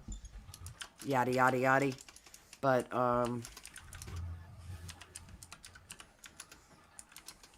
it's good news. You know, just like GMOs have improved the quality of life among people who live in otherwise wretched circumstances. What malaria does every year. No, but people in the West don't understand. Oh, yeah. No, You know, no, but it's they easy really to go don't glass grasp. half full on a story like this. Oh yeah, yeah. I Because mean, I found myself doing it when I looked at it and I kind of hated myself for it because I'm looking at it going, well, it's not like you're going to stop malaria because it's the mosquitoes that are carrying it, so it it's not kills like the a herd immunity mosquitoes type of apparently thing. when they bite the person who has the vaccine. Yeah, there's lots of mosquitoes though. Yeah, but That's the problem. So you have to, if you do this as a 1-2 punch with abatement, yes. then then this is absolutely And fantastic. we've made good progress in the number of charities that get mosquito netting out and trying to teach people how to avoid fetid water in places where the old. It's no wonder we thought they were miasmatic diseases. Well, Jimmy Carter has done a lot of good with his Yes, charity in yes. that regard. And just simple things like if you just run the water through this simple screen, it will take out the eggs from the parasite and you won't have worms growing in your eyes. Yes, yeah. I mean, it's simple. It's simple stuff for. God, I don't want this to come out sounding wrong. For simple cultures. Mm-hmm. Well, Where it's like very practical, Yes. cost-effective, low-tech solutions for places in the world that are just not developed. Well, it's like what couple of Jenna's kids have done with the aquaculture for fish. There are pretty rudimentary things that you can do to improve the quality of life of people exponentially. This is a exponential is almost too small a word because this is a huge leap. If this pans out, if you could get 77% reduction across the continent of Africa in cases of malaria, what an extraordinary thing! What an extraordinary thing! Then, along with abatement, you might see the numbers we look for when we hope to have something like herd immunity. That will not occur, but we could have very, very positive numbers with far fewer deaths, particularly of children, because they're, the fevers from malaria can be so devastating. Yeah, this one made me do the happy dance. So this Well, trial was over the last year, and it's showing as a max of 77% efficacy. What kind of turnaround are we going to see before they start rolling this out? They're going to want to broaden the. They're going to want to broaden. That was my next question. How many people were involved in these trials over the last year? Will be my guess. They're going to want to broaden. Does it say? Yeah, Jesus. I don't have the article in front of me. That's okay. I'm just curious. But it's very few stories ever make me want to kind of weep with happiness. But I've known people who suffered from malaria, who got it in World War II. And I know that the misery they suffered, and I can imagine that being visited on infants. And how much mortality we see in infants. Anyway, in a continent that is plagued with some viruses that are pretty fucking hard to crack. But let's take Zika, for example. If you could just whack something like Zika, another mosquito-borne virus, wouldn't that be nice? Just start beating back these predatory diseases. Hmm. It would be nice. Of course, I don't know. Maybe there's something racist about it that we'll find out about later. Oh, probably. I'm sure that somebody will find this to be hateful, because goddamn Western science for doing this. I don't ahead, know, Sora. because I had stepped away for a bit because I have to deal with the doggies. But I don't know if you mentioned or if anyone has yet to say, oh, this is going to be an experiment done on them. And that's why they're choosing such a poor country that also happens to be African and have people of color living in there, because I'm sure life is cheap. I'm sure some fun fucker out there Yeah. will not like it. You know, like the anti-GMO people Mhm.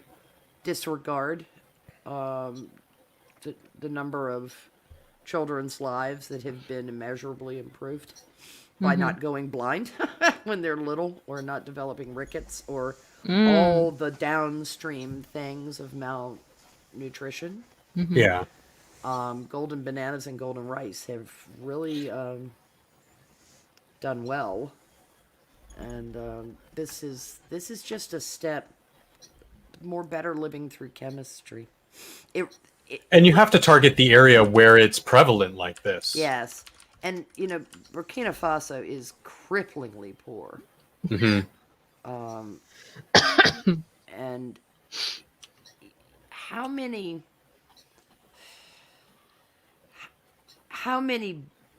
bright futures have been ended on that continent because of a scourge like malaria? Yeah. You know, you don't know what kind of geographical deficit might occur because of things like that. There's no way to know. That's just more romanticism for me about this that goes along with the happy dance. But just as far as the numbers go, 77% fewer cases of malaria is a good thing. It's just a good thing, and I don't give any solid shits about anybody wanting to bitch about where the medicine comes from, or any of that. Fuck Well, you. Fuck you. You know, fuck you. We got rid of smallpox. Wouldn't it be nice if we could get rid of some of these other things, or at least reduce them to the point that the cases we see are not fatal over and fucking over again, or the person is left debilitated because of high fevers and things like that. This is like this is the reason why I believe in foreign aid, not to just deliver pallets of money to Saudi princes, but for things like this to actually affect This is actual positive aid. change. That money aid on the ground. does It's not not just go to tossing the money right- at a bunch of The aid ends up in the corrupt hands of the Mugabes of the world and people exactly, like that. exactly. This is affecting real change on the ground. It doesn't make this picture speak. A woman holding an infant that now stands a much improved chance of surviving to adulthood. Which could only lead down the road to improving Burkina Faso as a Yes. whole. Yeah. Because I assume a lot of the naysayers would not understand how big of a detriment something like malaria is in that part of the world. It's huge. Huge. Yeah, it is. And it's... Can I be devil's advocate for a moment? Sure. Please, yeah. So part of the thing, you know, like with Afghanistan, we're kind of in a you break it, you bought it kind of situation. Uh-huh. Somebody goes in, they cause a big ruckus, and then we feel like we can never leave. Yeah. We do that a lot as the United States, and I could easily imagine some sort of treatment like this. You know, you deploy it in some area where they essentially don't have enough food to sort of feed themselves, and we actually end up sort of destabilizing the region even more. And I know that's a really horrible thing to say, but I'm just thinking about what could be the negative side effects of something like this. And I'm certainly not saying we shouldn't do it, because I'm not in favor of babies dying of this sort of stuff. I know you're not going there, but trust me, that dark thought crossed my mind too. You're going to have higher survivability in the population, which means more mouths to feed, which means get on those GMOs, motherfuckers. Well, it's like playing whack-a-mole with Africa's problems. Uh-huh. It seems like a thing that we should be careful about. We have to be. We have to be, because there are two things that will be going on. One is China's presence in Africa and what that is doing to the continent, because it's resource raping it. And if China's busy depleting resources and we're busy increasing the population, Yeah, there could that be doesn't bode well. there could be a problem. And I mean, I'm not kidding when I say hop on those GMOs, motherfuckers, and hop on that fish culture. Oh well, Yeah, you don't have to. Go ahead. If the news that's coming out of the climate stuff in the last couple days is true, they're going to try to basically reduce Americans' consumption of meat, all of it, by like 90%. Yeah, right. Good luck there. I know, but I'm just saying they're going to do what they always do, which is tax it into the blue Jesus, and then only the 1% can afford it. So it's like they're going to try. Doesn't mean it's going to happen, but they're going to try. Yeah, that's also what they did with the inner party and the outer party in 1984. Yeah, you get Unless you you're an don't- inner party member, you know, and can go to the French Laundry, you will not be able to actually eat real meat or smoke real cigarettes or drink real gin. You'll get victory gin and victory meat. But actually, I have a thought, and I don't know. This might be a good thought since we're a little bit ahead of schedule. When you talk about scientific advancement, I kind of side with the idea of science is neither good nor bad. Yeah. Yeah. If you're an Oppenheimer and you're looking at the first explosion at the Trinity site, and you're seeing this bomb go off, and you start, talking about, being the destroyer of worlds, and it was at the Bhagavad Gita. I can't remember exactly what he was quoting from, and I'm not an expert on that, but I think it was. Yeah. he was extremely conscious of what his scientific contribution would do to the world. And you can look at things like, in hindsight, 200 years from now, we may be going, those CRISPR machines that people could buy on eBay for $10,000 and start running in their garage maybe weren't such a great idea. There's all kinds of science that could potentially cause problems. And I tend to sort of side with the idea of just do the science and let the mature adults argue the other stuff separately. Yeah. I don't want us to get into a position where we don't do the science because we're afraid of the implications. Yeah. That's part of being a mature civilization, that you do the science and then you have the discussion about how you're going to apply it. Yeah, if we're constantly putting human decency in check, also, we've got to be careful. I mean, we've got to be aware of consequences, and you do not want these all those good intentions Whoopsies. just blow up in our face, because nobody's getting malaria anymore, but they're all starving to death. Yeah. Is not an improvement in the situation at all. Yeah. Africa is. It's been Africa's got so problems. long overlooked, and it's the technology boom and the need for certain rare earth minerals and other resources suddenly made Africa interesting. I'm not picking on the United States, but we were very, very busy in a Cold War with Russia, and we ignored the continent. And China didn't. China started making merry in Angola back in the 70s. And they've been making inroads ever since. And they're getting the praise of the Western world because they build roads. Look, they're building roads and things like that. And it's like, yeah, they're building roads to move the resources to the ports to take them back to China. Yep. They're not moving. I don't think people understand how deeply racist the Chinese are toward blacks. Oh yeah. No, like it's that entire part of the world. Like Japan's bad about it, Korea's bad about it, they're all bad about it. Mm-hmm. They have a view of black people that would make some Make Richard Spencer old-timey cringe. racists cringe. Oh yeah. You know, I never said there wasn't people, kind of response. I mean, they're that dismissive. You're perpetuating the myth that people who sound like Foghorn Racehorn are Yes, racist. May I Foghorn Racehorn. re-vector this just slightly? please. In terms of the research is one thing. And I guess Yeah. sort of as I was looking at this, it almost feels like all of us were making the assumption that if we develop this vaccine, that means we're just going to be giving it to them. We're just going to show up in white trucks and go, here, give me your arm, and that's going to be what's going to happen. But in reality, what happens is you have a vaccine, and then the people who are supposed to be helped by it and the people who are possibly willing to provide it have a conversation about how that is going to happen. Right? So the people in these countries who want the vaccine are going to approach the first world either with money or a request for charity or both.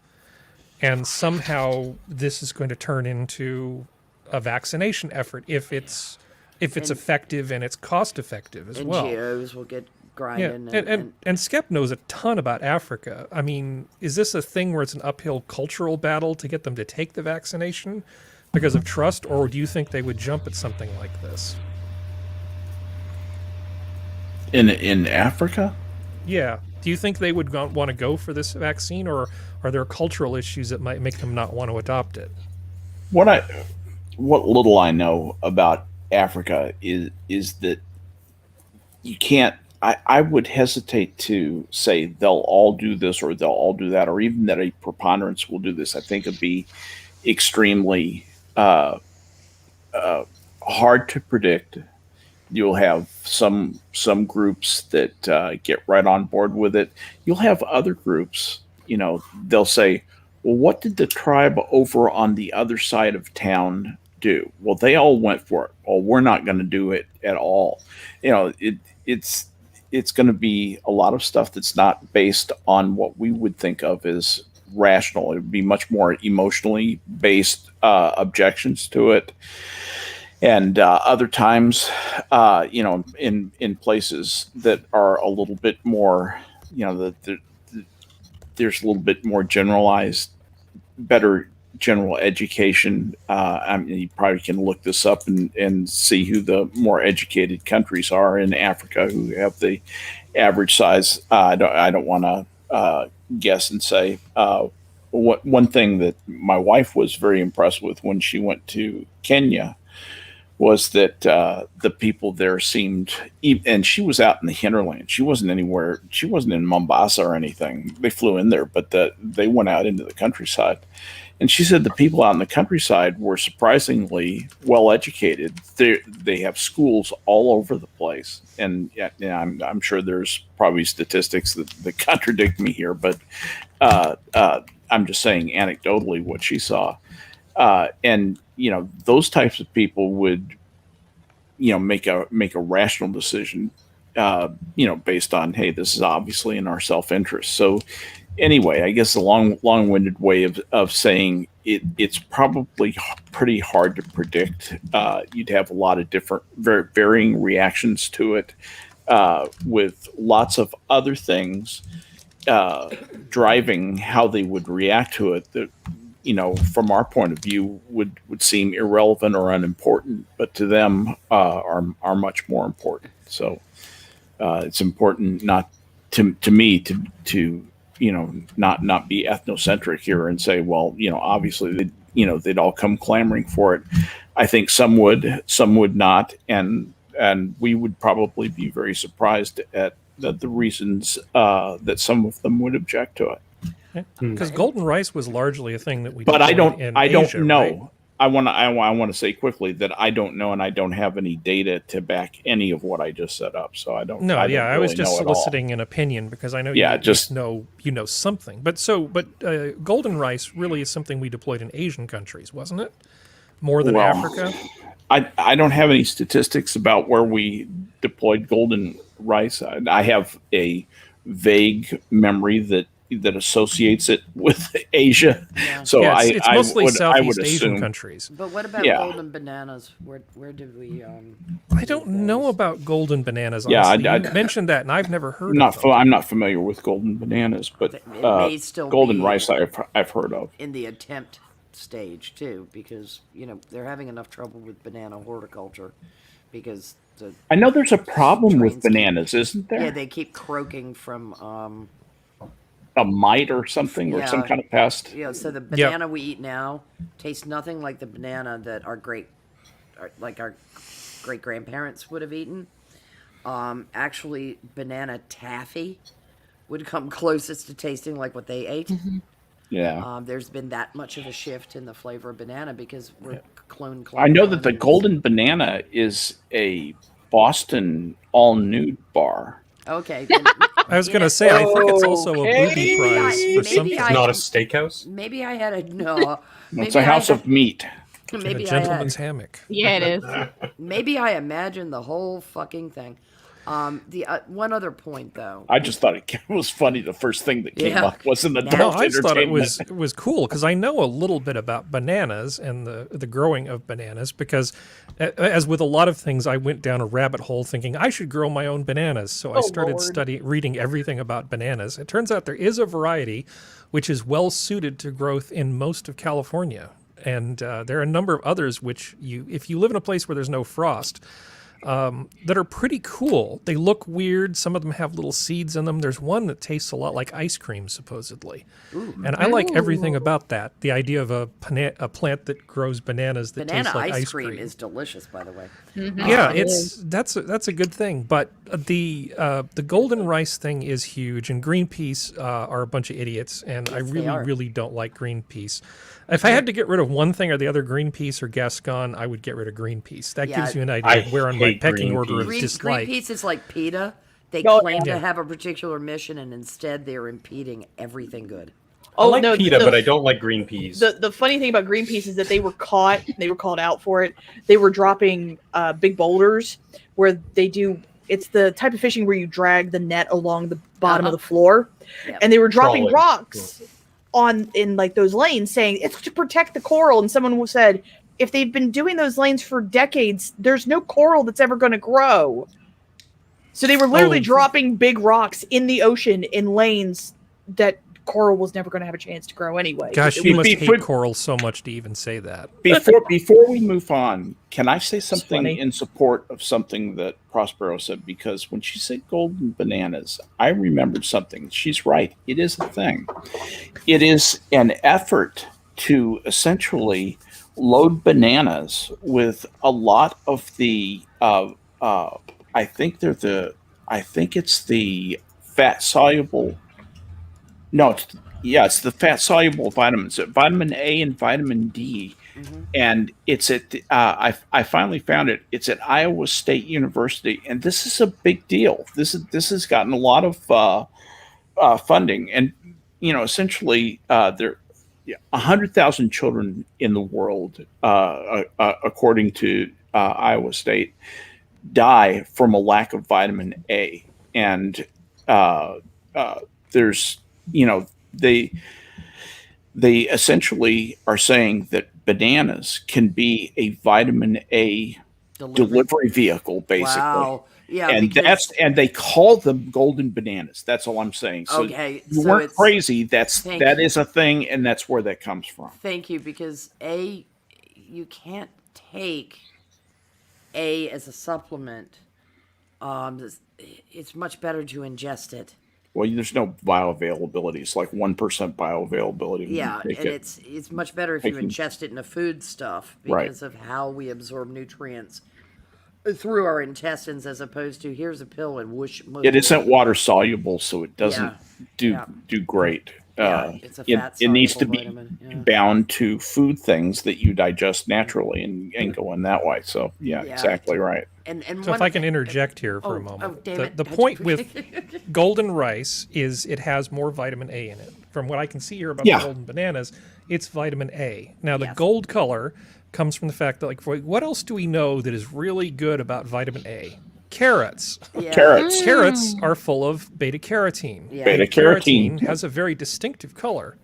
Yep. And it's those types of chemicals which tend to have the precursor to vitamin A that your body can actually make its Right. own. Yeah. Right. Now, if you supplement with just vitamin A in its actual form, it can be very toxic. It can be Yes. very hard. Some people can't take it. The liver- So the synthetic form of vitamin A is not preferred. What's preferred in nearly Yeah. all cases is to just give people foods that are high in vitamin A, and those are things like some leafy greens, carrots, and of course the rice. In a lot of these cultures where rice Corn. was just huge, they would have adding vitamin A to that rice because they ate a lot of rice as part of their staple diet.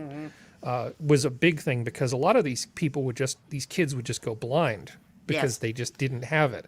So you end up with basically kids with deformities who are blind, and that's a huge. I mean, it's obviously a huge problem for the person who it happens to, and it's a huge burden on the communities that have to take societies. care of these kids. Yeah. If you take too much vitamin A in tablet form, Oh, it's and- bad. You can die. Oh, let yeah. me tell you the interesting syndrome you develop. This is a real sanguine moment here. I wish he was here. You get elephantiasis. You develop elephantiasis, and you're the bottom parts of your legs, your calves, turn into like the way Popeye is drawn. Yeah. You turn into that, and it's Wow. bad. It's bad. It can be fatal, and that doesn't go away either. That's another cool thing about elephantiasis is it's permanent. You have that till you die. Yeah. It's Okay, one more I aside had before one we more switch. aside too, please. Okay, yeah. Well, you let me do. I'll do this, and then you. Thank you. Polar bears. If you eat the liver of a polar bear, you will probably die because it has so much vitamin A in it that it's actually deadly.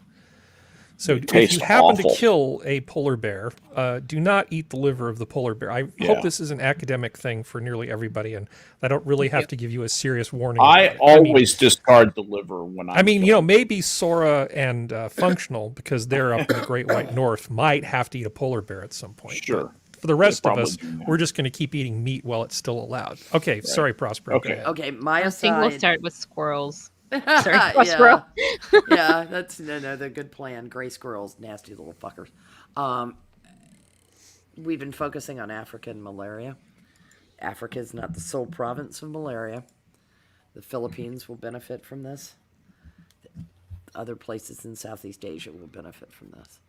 Our racism is duly noted. Yeah. Well, it's India. Places with that hot, buggy, nasty climate where you get fetid water and mosquitoes breeding like lunatics. Guys got malaria in the Italy campaign in World War II. Sure did. So this is a global benefit, not just the single continent of Africa. We were focusing on it because it is a biblical plague in Africa, but it has significant impact elsewhere in the world. So woo! One last quick aside: carrots are delicious. Continue. Yes, they are, especially winter carrots where the sugars are intensified. Oh God, yes. Yeah, and we're not going to talk about the history of the carrot, because otherwise we'll never get done Oh, with this show. darn. That's I just Or the asked Sanguine repugnance about it. of I'm sure Carrot he's Top. he would be more than happy to tell you about the evolution of the wild carrot into the domestic Right. carrot. Yes. There's evidence Neanderthal. Meanwhile, back in the I was going the to say West, back in the human world. well, I almost said that, but I caught myself. But thank you for Jesus. noticing. Back in the humanist world. American Humanist Association board statement withdrawing honor from Richard Dawkins. Oh, Now, fuck I these know people. that Sargon covered this, but we had this on the docket before Sargon brought it up, so I figure I don't really care. Oh God, fine. So essentially, to be fair, everybody I have- remembers. Sorry, go ahead. What? Well, I was about to say, to be fair, because I've been dealing with shit this week and I didn't have a chance to Google him. Who the fuck is Richard Dawkins? Oh my God. Okay. Richard Dawkins I'm is muting. Richard Dawkins Sorry. is a very famous evolutionary biologist. No, really? not evolutionary. Okay. He's a well, he's an evolutionist, an evolutionary biologist. God doesn't He is exist. most Or famous something. for his hypothesis about what's called the selfish gene. Okay. And it isn't about individuals succeeding, but certain traits succeeding or propagating themselves rather than the preservation of the species. I'm not trying to explain the entire concept of the Yeah, selfish I gene. did- You I can, don't you can look it up. He But that's wrote, the thing wrote he's a book most by that title. Gotcha. exactly. Okay. That's the thing he's most famous I for. will look Now, that- fast forward after that, he was one of the four horsemen of New Atheism.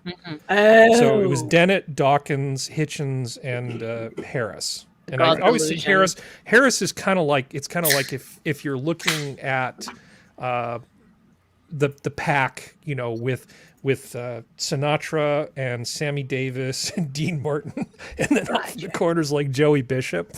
Yeah. I always think of as Harris as being like the Ham Joey Bishop of Ferris. the group. He is Ham Ferris, is what Yeah. Gadstad's taken to calling him, which he actually deserves, because Captain Presupposition, which is my name for Sam Harris, thinks he is. Oh my god! That man has an ego that is boundless, and he's full of shit and everything but neuroscience. He needs to Yes. stick to neuroscience and Yeah. stop talking about other things, because Yeah. he covers himself in shit every time he does it. And then blames Except you that for the appearance. flies coming. Yes, But except anyway, Richard Dawkins. that appearance on Bill Maher. Well, that Anyway, was the thing. Richard Dawkins. Richard Yeah. Dawkins has been an extremely prominent humanist for decades, in terms of meaning humanism as in the philosophy about sort of the goodness and furthering humankind. It's a substitute for traditional religion. It's what a lot of atheists are involved in. Yeah. And secular humanism gets a bad name because of overzealous school teachers in the 70s making little kids do lifeboat games and stuff. Let's just Yeah. cast that aside. Well- He's a decent human being. He does Okay. say stupid things Well, we on all do. multiple occasions. There are many things he's said about politics, which I think it's like, just shut up and stop Just talking. go sit in the corner you know? and shut up. Yeah, just shut up and stop talking. You've already proven yourself. Fun fact: he's actually married to one of fourth Doctor Who, Tom Baker's companions, Lala Ward, who was a female Time Lord. That's actually his real life wife. So that's, I don't know, always been interesting to me. But so Dawkins has The nerd given scored lectures the at the Royal bird. Institute. He's written successful books. He's Oh, I know a who pretty Lala famous is. guy. Okay. But I mean, things escape all of us. But now everybody knows who Richard Dawkins is. Well, I knew who the other Dawkins three has- were. Well, Dawkins has actually put together television documentaries about abuse of women because of religion in Muslim countries. He's been very boy. staunchly against the way women are treated in a lot of these countries. Mm-hmm. So he walks the walk, he talks the talk, he goes out, he debates, he does all the stuff that people do. He's a humanist through and through, and Yeah. probably one of the most famous examples in the world. But he apparently stumbled into a debate about transgenderism Uh-oh. and brought up an argument that was being made by some people in something called the Hypatia Society about trans racism, and was simply saying that if you accept this proposition about people like Rachel Dolezal, what does that mean about transgenderism? Yeah. A perfectly reasonable thing to just kind of throw out there. He wasn't unhumaning anybody or doing anything crazy like that. He just made a comment on Twitter, as people tend to do. Yeah. Twitter is evil, and we should just get rid of it. But, Well, I mean, he's not the first one to draw the line between Richard Dolezal and transgenderism anyway. yeah, Doesn't but matter, he's the because of most famous something to that do it. he Oh, yeah. he got the award in 1996. So because of something that he said in the last year, the American Humanist Association, who probably nobody has ever heard of, in terms of being famous, Richard Dawkins is a lot more famous than this group is. Because all of this stuff is kind of imploded after Atheism Plus anyway. Yeah. Atheism Plus just kind of destroyed the whole humanist movement, if you ask me. Uh-huh. Yeah, they were the religious zealots of the movement. They've just decided, well, we're just going to retroactively take your award away. Douchebags. And I think, Yes. yeah, it's just kind of mind-boggling to me. This would be, I don't know. Can you think of any other examples? Could we take away Bruce Jenner's award because Bruce Jenner never existed as a man's It would be like participant? NASA taking a shit I don't on understand. Copernicus. And I'm not saying we should take away, Bruce Caitlyn Jenner's award or anything like that. I'm just trying to think, how does this retroactive thinking work? Well, I mean, I in all seriousness, since she's running for Republican governor, I don't put it past them to take it away from her. Well, But are we going to take the was it the Airplane or Naked Gun, whatever movies O.J. Simpson was in? We're going to go back and edit those out. Are we going to cancel those movies because O.J. Simpson was in them? He wasn't in them. He was in Yes, Naked he was. Gun. No, he was was never in in one of any them. movies. He was never in Oh, that's any right. movies. Oh, I see what you're Citizen. doing. Sorry. Oh, okay. That's right. Citizen, he has been erased. Thank you, Joe. I think it's He empty. never existed. I think this is just a case of empty virtue signaling. yeah, Like, don't By attack a group of us, people we're that nobody humanists. even knew existed. I mean, I Yeah, used to it care just- about this shit a long time ago, and I don't even know who these people are. I want to know how. Like, I wonder if there's a way to look up how many members are part of the Humanist Association. Yeah. I mean, before Atheism Plus, it used to be, hey, let's go to Las Vegas and hang out with James Randi, and people go in hot Yeah. tubs and woo, I mean, it's a convention. People go and they have a good time. These people would crucify Christopher Hitchens, if he were alive today, because he would call all of them midwits and dopes and Poop-flinging just monkeys. this is. I'm serious though. For modern humanism and Dawkins' position in it, if NASA came out and said that Copernicus was a big old meanie stinky pants, and we hate him and everything he ever said was wrong, that would be about the same thing. Except NASA would have to be a small band of academics who like to congratulate themselves on having read Erasmus. What's the name of the society? The actual name, Harry? The American Humanist Association. The American Humanist Association. Is that part of Humanists International? Do you know? Is it one of their chapters, or is it? Well, let's see. Can I click on this? What does it do? Let's see. What we do Comes about. right up. Let's Let's see. see. If these pop-ups would stop, this would be awesome. Serenity? Sorry. Let's see. The organization. Even their emblem is like someone just freaking out. I love it. Yeah, it's like, oh! It's happening. It's happening. Looks like a Cylon base star. Yeah. God. Oh, they actually have social justice on their website as one of their key issues. Oh, Yeah. come on. God, I remember when things were fun. Like I said, it was. There like are Vegas. 34,000 members in the American Humanist Association by their own census. That's it. Yeah. The key people, there are 6,000 key people. I'll read their names now. No, you won't. I've never muted you, Skep, but if you do, I will. I mean, that's kind of to be expected, though, that when a movement achieves its goals, then it kind of loses Feeds steam on unless itself. you feed it something else. And it's feeding on itself instead. Yeah. Yeah, that's nice. Oh God, what's that asshole's name from Atheism Plus? I mean, there's so Really many doesn't of narrow them. it down. Yeah. No. Christy Winters and Oh, 50 Steve, splinters. Steve Shives, or no. are you talking about the What's his asshole atheist? Yes, Amazing atheist, TJ The Kirk. amazing no, not that guy. This guy is Oh. one of the intellectual atheists that they like to hang out with. Who's been a Carrier?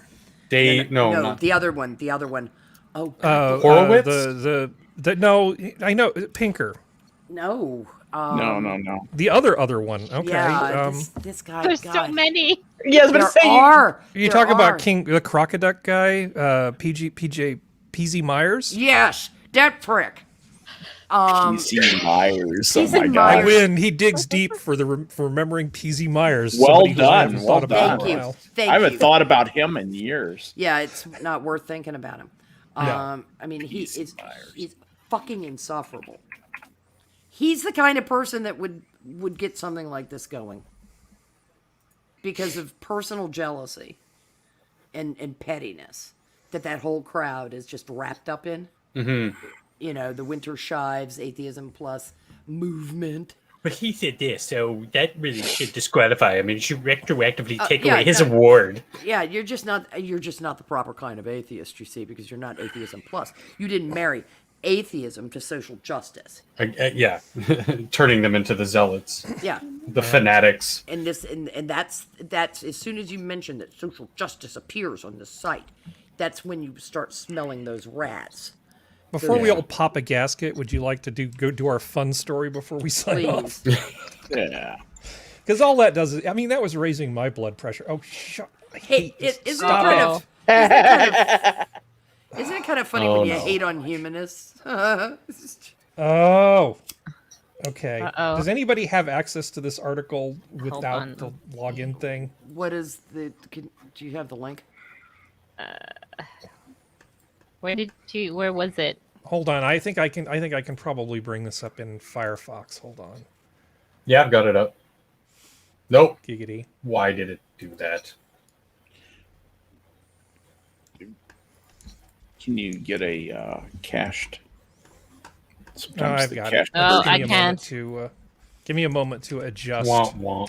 my orientation. I have the article because I have it a plugin that gets the article without the pictures.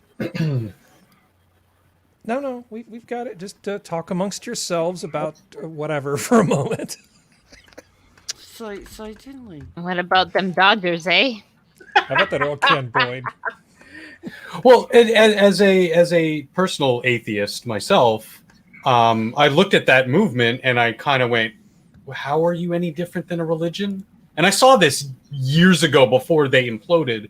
That it was just like you're acting like the people you purport to hate. You're just being hypocritical in your words and in your actions. Stop it. And some of them broke off from that crowd and were like, okay, but the big meaty chunk of them just decided to go full ham on that. Guys, I don't understand. guys. The FBI is probing it. All right, here we go. Look at that. Giggity. Look how beautiful that is.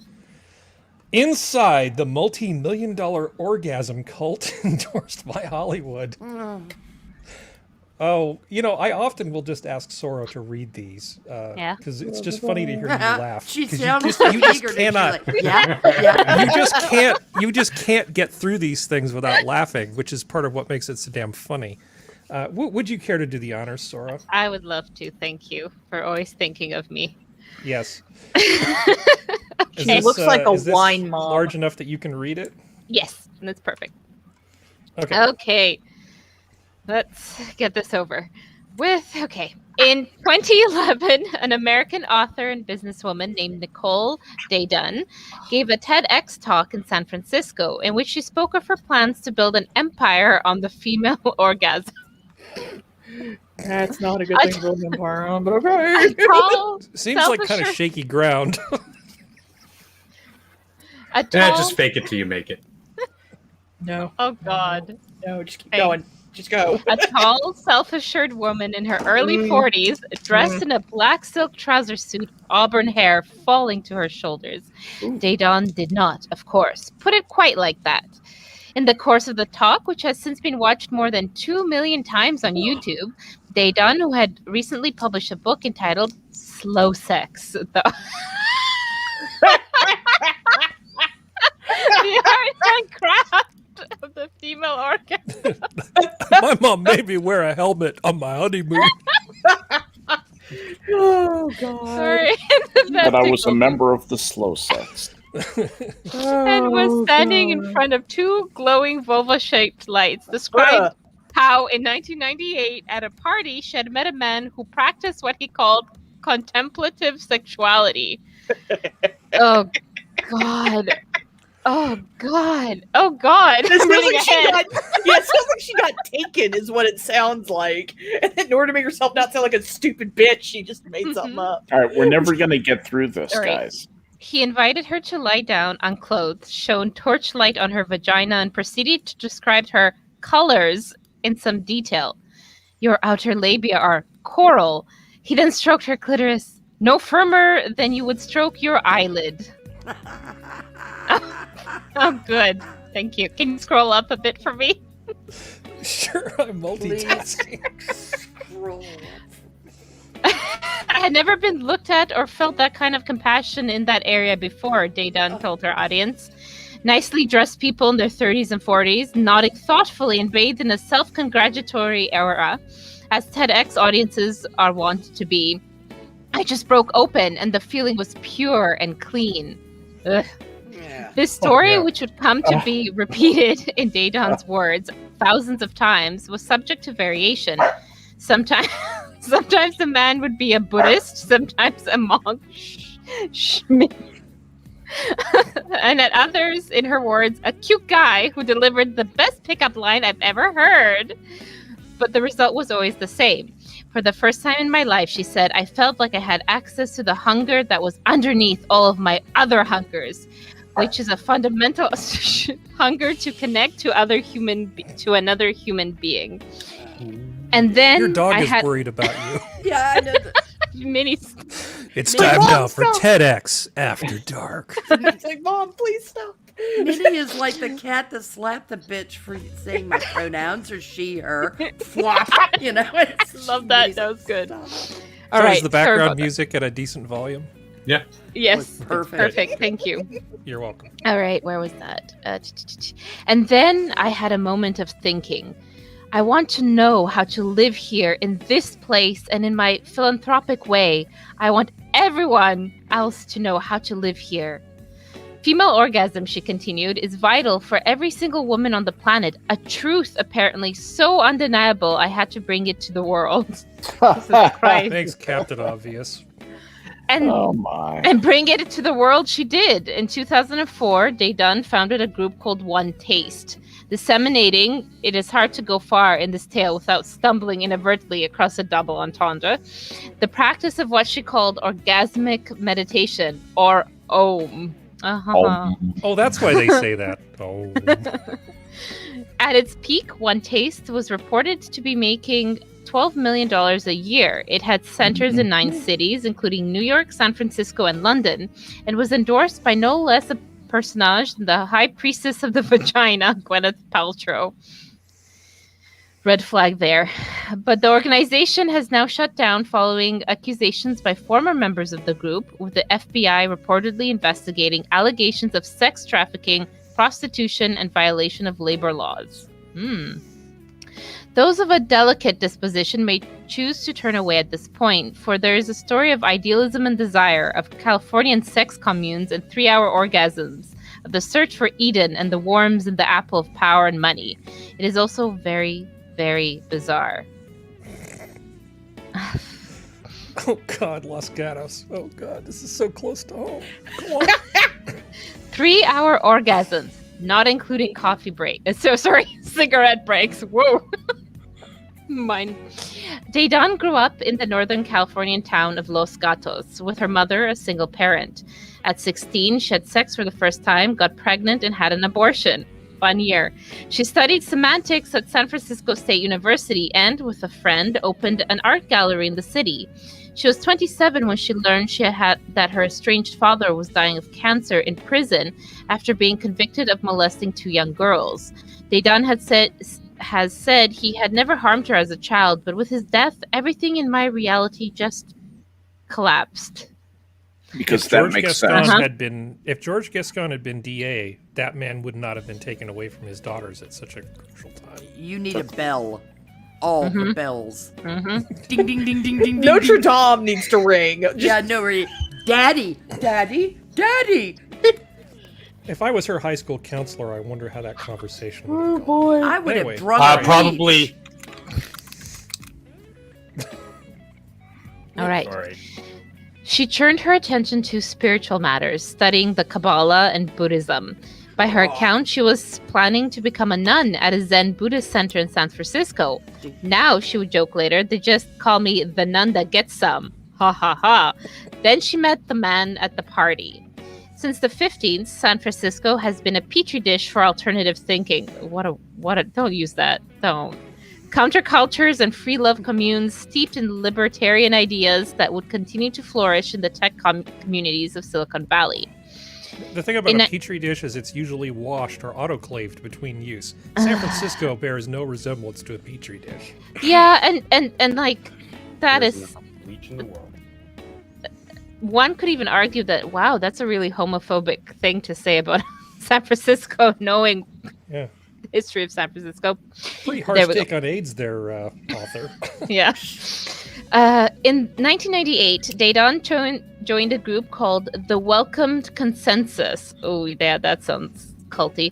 According to its Facebook page, researchers/instructors of deliberate orgasm, specializing in female orgasm, friendship, sensuality, and living pleasurably since 1992. The group was largely modeled on another intentional community in Northern California called Lafayette Morehouse, which had been founded in the 60s by a man named Victor Barranco. Described in a 1971 Rolling Stone investigation as a former used car salesman and peddler of phony jewelry, it later styled itself as the Moore University, offering accredited PhDs in sensuality and lifestyles. Okay. This is so Sounds legit. California. Yeah. Particular attention was paid to the part of the part the clitoris plays in the female orgasm. Barranco devised a technique called deliberate orgasm, or doing, in which a woman would undress from the waist down and a man would throw her clitoris. Man, In she's a real exchange- Pathfinder, isn't she? Okay. In exchange, the strokee would give the stroker a token or a small gift. I'll bet she did. Was there a reach around?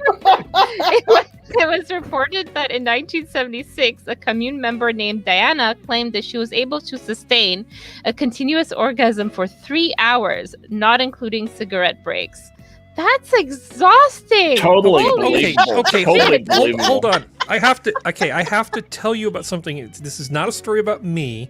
This is a story about somebody I know. Sure. Now, there's a person who's a former good friend of mine, because it turned out he was not a friend of mine all that time.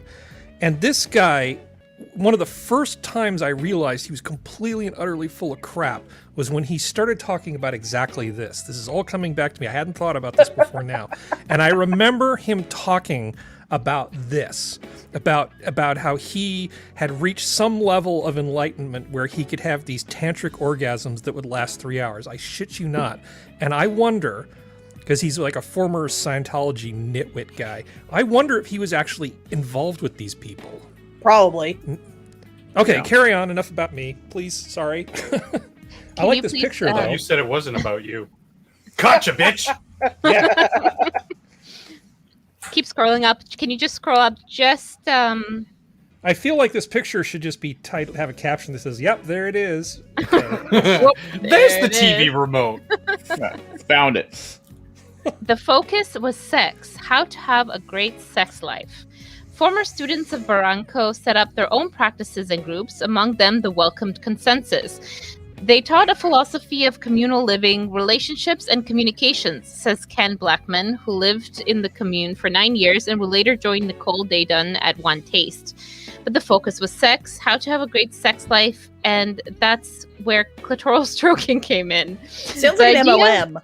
That's Yes, kind of.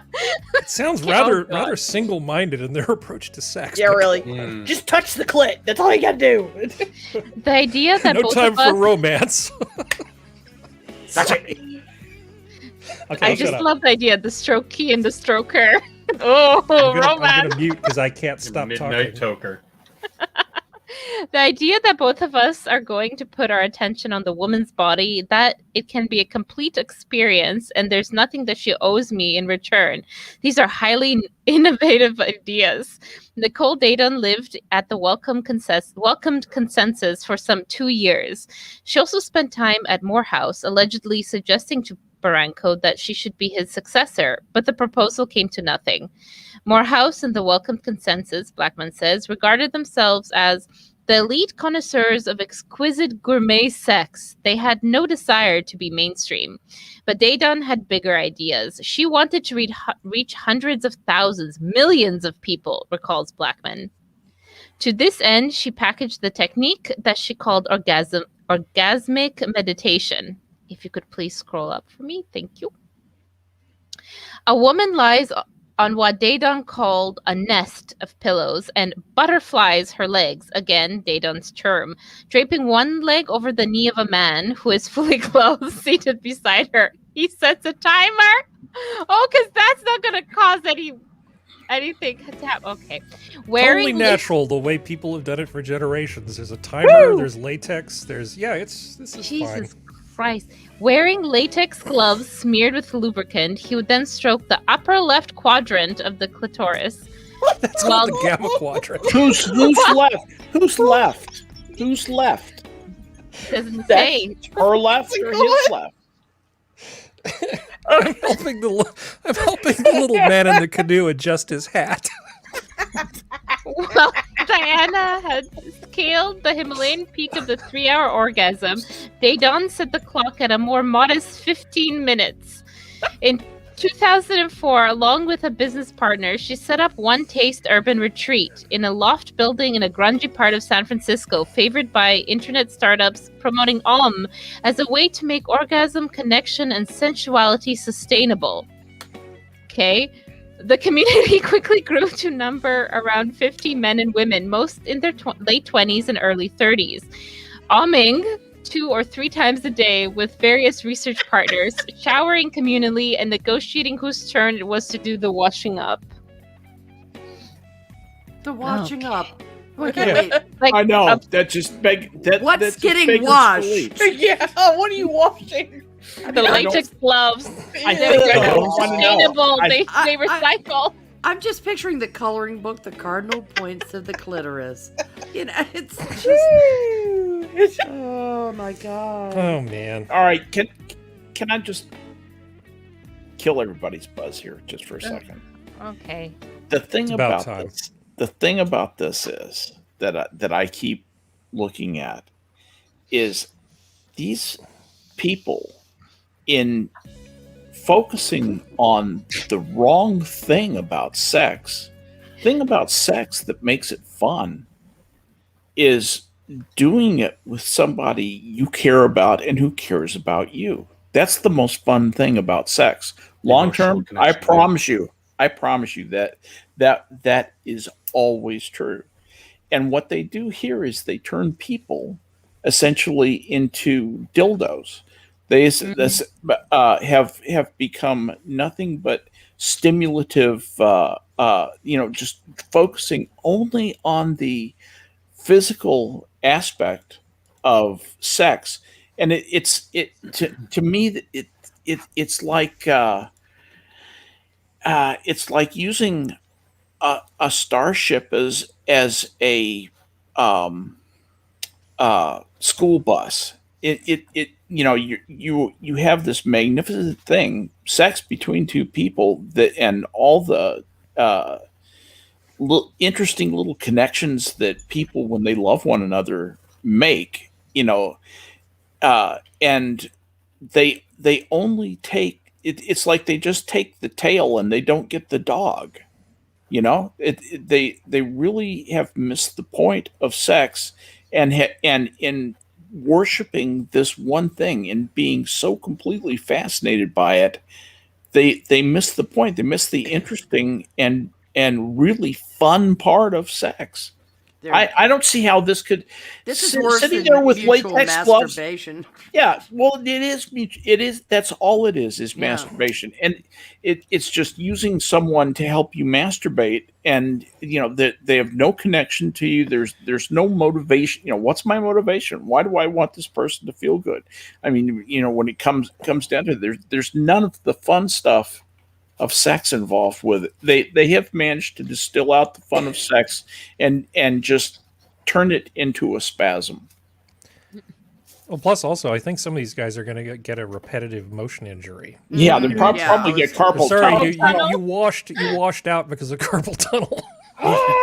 It seems to me that this is legalized or attempting to legalize prostitution in a way, as well as an addiction of sorts, because you are relying on this artificial, like Skep says, this just physical without having the emotional bonds that make It's sex really the greatest. dull hedonism, Yeah. isn't it? It's very, Yeah, very dull hedonism.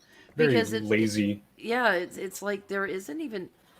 I mean, do they have nice hors d'oeuvres or something? I mean, there's nothing.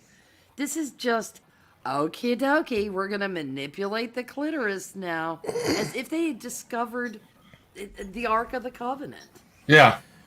It's like derp. Might I suggest we go to the allegations of abusive practices, because Yeah. Yeah. I just scrolled. It's like Oh. I think they want this article to last as long as the orgasm. Apparently. No. Okay. So, new allegations of abusive practices. A BBC Radio 4 podcast, The Orgasm Cult, launched in November last year, brought further allegations of sales staff being coerced into having sex with wealthy men to entice them to take courses, including one allegation of a young woman being forced into having sex with multiple partners. A woman in full power, it was allegedly said, should be able to have sex with anyone because the orgasm is so strong that it alchemizes everything. Oming and sleeping with strangers could even heal childhood trauma, blowing your lines clean. Oh, it's like It's like Scientology. Yeah. Yeah, well, it's like the Some- purification rundown, but it's- there's more lube. Yeah, exactly. You know, like you the can clean and penis clear. trope in young adult books. Yeah. Okay. The magic penis. Nicole was training us to see the world the way she does, one former staff member told Nastaran Tavakoli-Far, the presenter of the podcast. As a In her whore? eye... Pardon? As a whore? Like, I mean, Yeah. In her eyes, there's no difference between pleasure and pain. There's no such thing as good and no such thing as evil. It's all just orgasm. Kate, that's dangerous. Oh, yeah, Mine. she was abused by her father. I don't give a damn if she says she wasn't. She was. It's all just God. She truly does not believe that she has done any harm because she does not see harm. That's convenient. That's very Yeah, cult really. shit. That's very molester. Uh-huh. Responding to the BBC program, a lawyer for One Taste said, all allegations of abusive practices are completely false. One Taste is an organization that helps individuals to increase health, happiness, and connection through methods combining mindfulness and sexuality. In October 2018, a few months after the Bloomberg expose was published, One Taste announced it was closing all its U.S. offices and had stopped offering in-person courses and retreats, saying instead it would be focusing on online education to reach a wider audience. But the One Taste website no longer exists. In its place, there is now a new organization called the Institute of Om, set up by former One Taste members, which describes itself as an education company dedicated to helping people increase health, happiness, and connection through orgasmic meditation. The website includes links to Daedon's TEDx talk and her book Slow Sex, endorsements from satisfied customers, quote, Om cured me of suicidal depression. That's not funny, I'm sorry. And a primer on oming theory, practice, and etiquette. Quote, once the strokee is in the nest, stroker mindfully enters nest by stepping over and across strokee with their left foot and sits down next to the strokee. Oh my God, how did people... Hell, this is practically a protocol. Yeah. Anjuli Ayer, formerly one of the owners of One Taste, was listed on the Institute of Om's website as the organization's CEO. Joanna Van Velk, who was formerly the CEO at One Taste and who once described it as the Whole Foods of sexuality, is listed on her LinkedIn profile as its director of Reach. The Telegraph attempted to reach Van Velk and Ayer, but the Institute of Om did not respond to numerous email requests. And Nicole Daedon, the woman who wanted to turn on the world through touch, is also out of reach. Shortly after the Bloomberg revelations, Daedon disappeared. For a while, she was said to be living in Bali and then Thailand. She was last heard of living in Italy with a former One Taste instructor. But her Oh, cult boy. of the orgasm continues to thrive. Learn to ohm for free, reads an offer on the IOM website. Get started in your own home with our official guide to orgasmic meditation. First one's free. Yeah, it sounds like Vladimir will be LM. right over. Yeah, it sounds like MLM, an MLM Oh man. my god. Why always people just people whenever something like this comes up, it's like just set the countdown timer for when the criminal investigations Oh start. yeah. You know, you basically anytime you combine sex and money, this is just what ends up happening. Oh yeah. At this point, there's a sucker born every second. Screw every minute. Yeah, there is a sucker born every. I mean, they just suckering people and getting them to part with their money, and everybody thinks their orgasms are so magnificent because there's some kind of forbidden fruit thing about being in a large group with people rubbing each other off. Oh yeah. You know, God,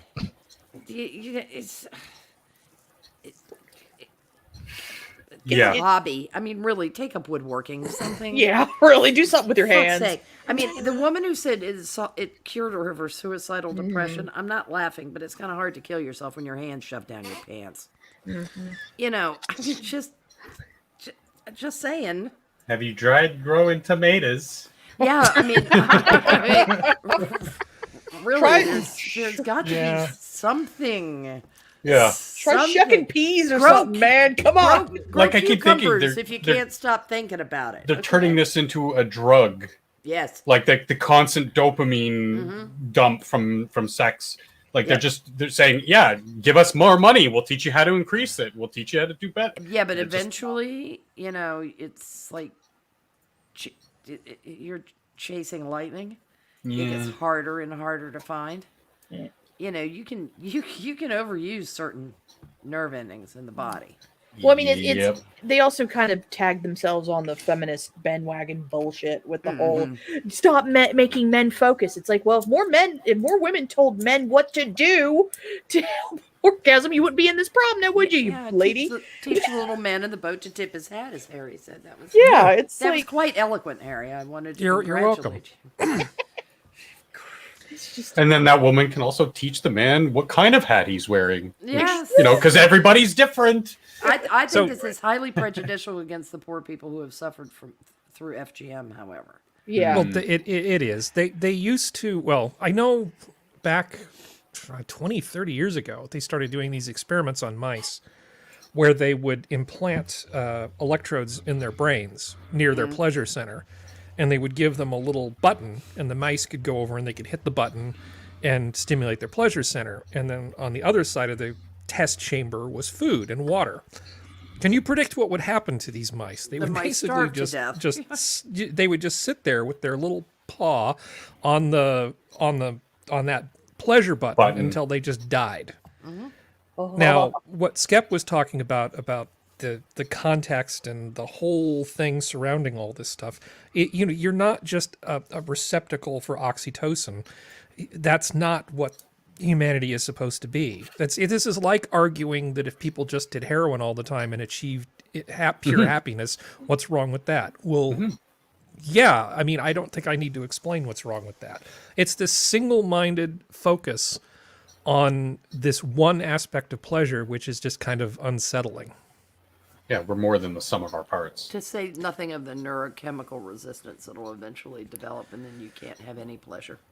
Well, if this was a bunch of dudes some heroin who addicts came up with report. like some sort of 3-hour sex robot that they used 3 times a day, I believe was that they were talking about 3 sessions a day.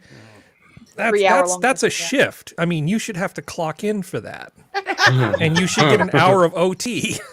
I can Well, see some of these I can see women the Warner Brothers sheepdog and wolf thing. Hello, Fred. Hello. If they'd been smart, they would have held out till OnlyFans happened and then put it on OnlyFans, and then they could have gotten a lot of money that way. They didn't hold Yeah. out long enough. Even still, those girls take breaks every now and then. Don't ask me how I know. Oh, they need a union. That's Oh, I will laugh going if in, that going ever into happens. AFL-CIO them. Anyway, we That have would be reached amazing. the 2-hour and 25-minute mark. Oh, God, thank you.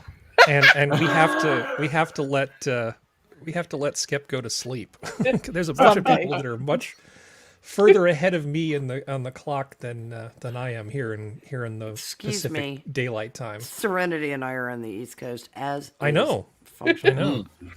Yeah, but I don't have a light, so. So, Ditto. anybody else have any final thoughts before we shut this down? Yeah. Whether ahead. you're the strokee or the stroker, just remember, Om is the way to go. It's some good copy. You know, it's interesting that this business of humanism. The American Humanist Association on its website says that it has this topic sentence about its discipline. It says humanism is a rational philosophy informed by science, inspired by art, and motivated by compassion, which is a completely worthless non-definition. You know, it's saying happy things. We're good and everybody else is bad by implication.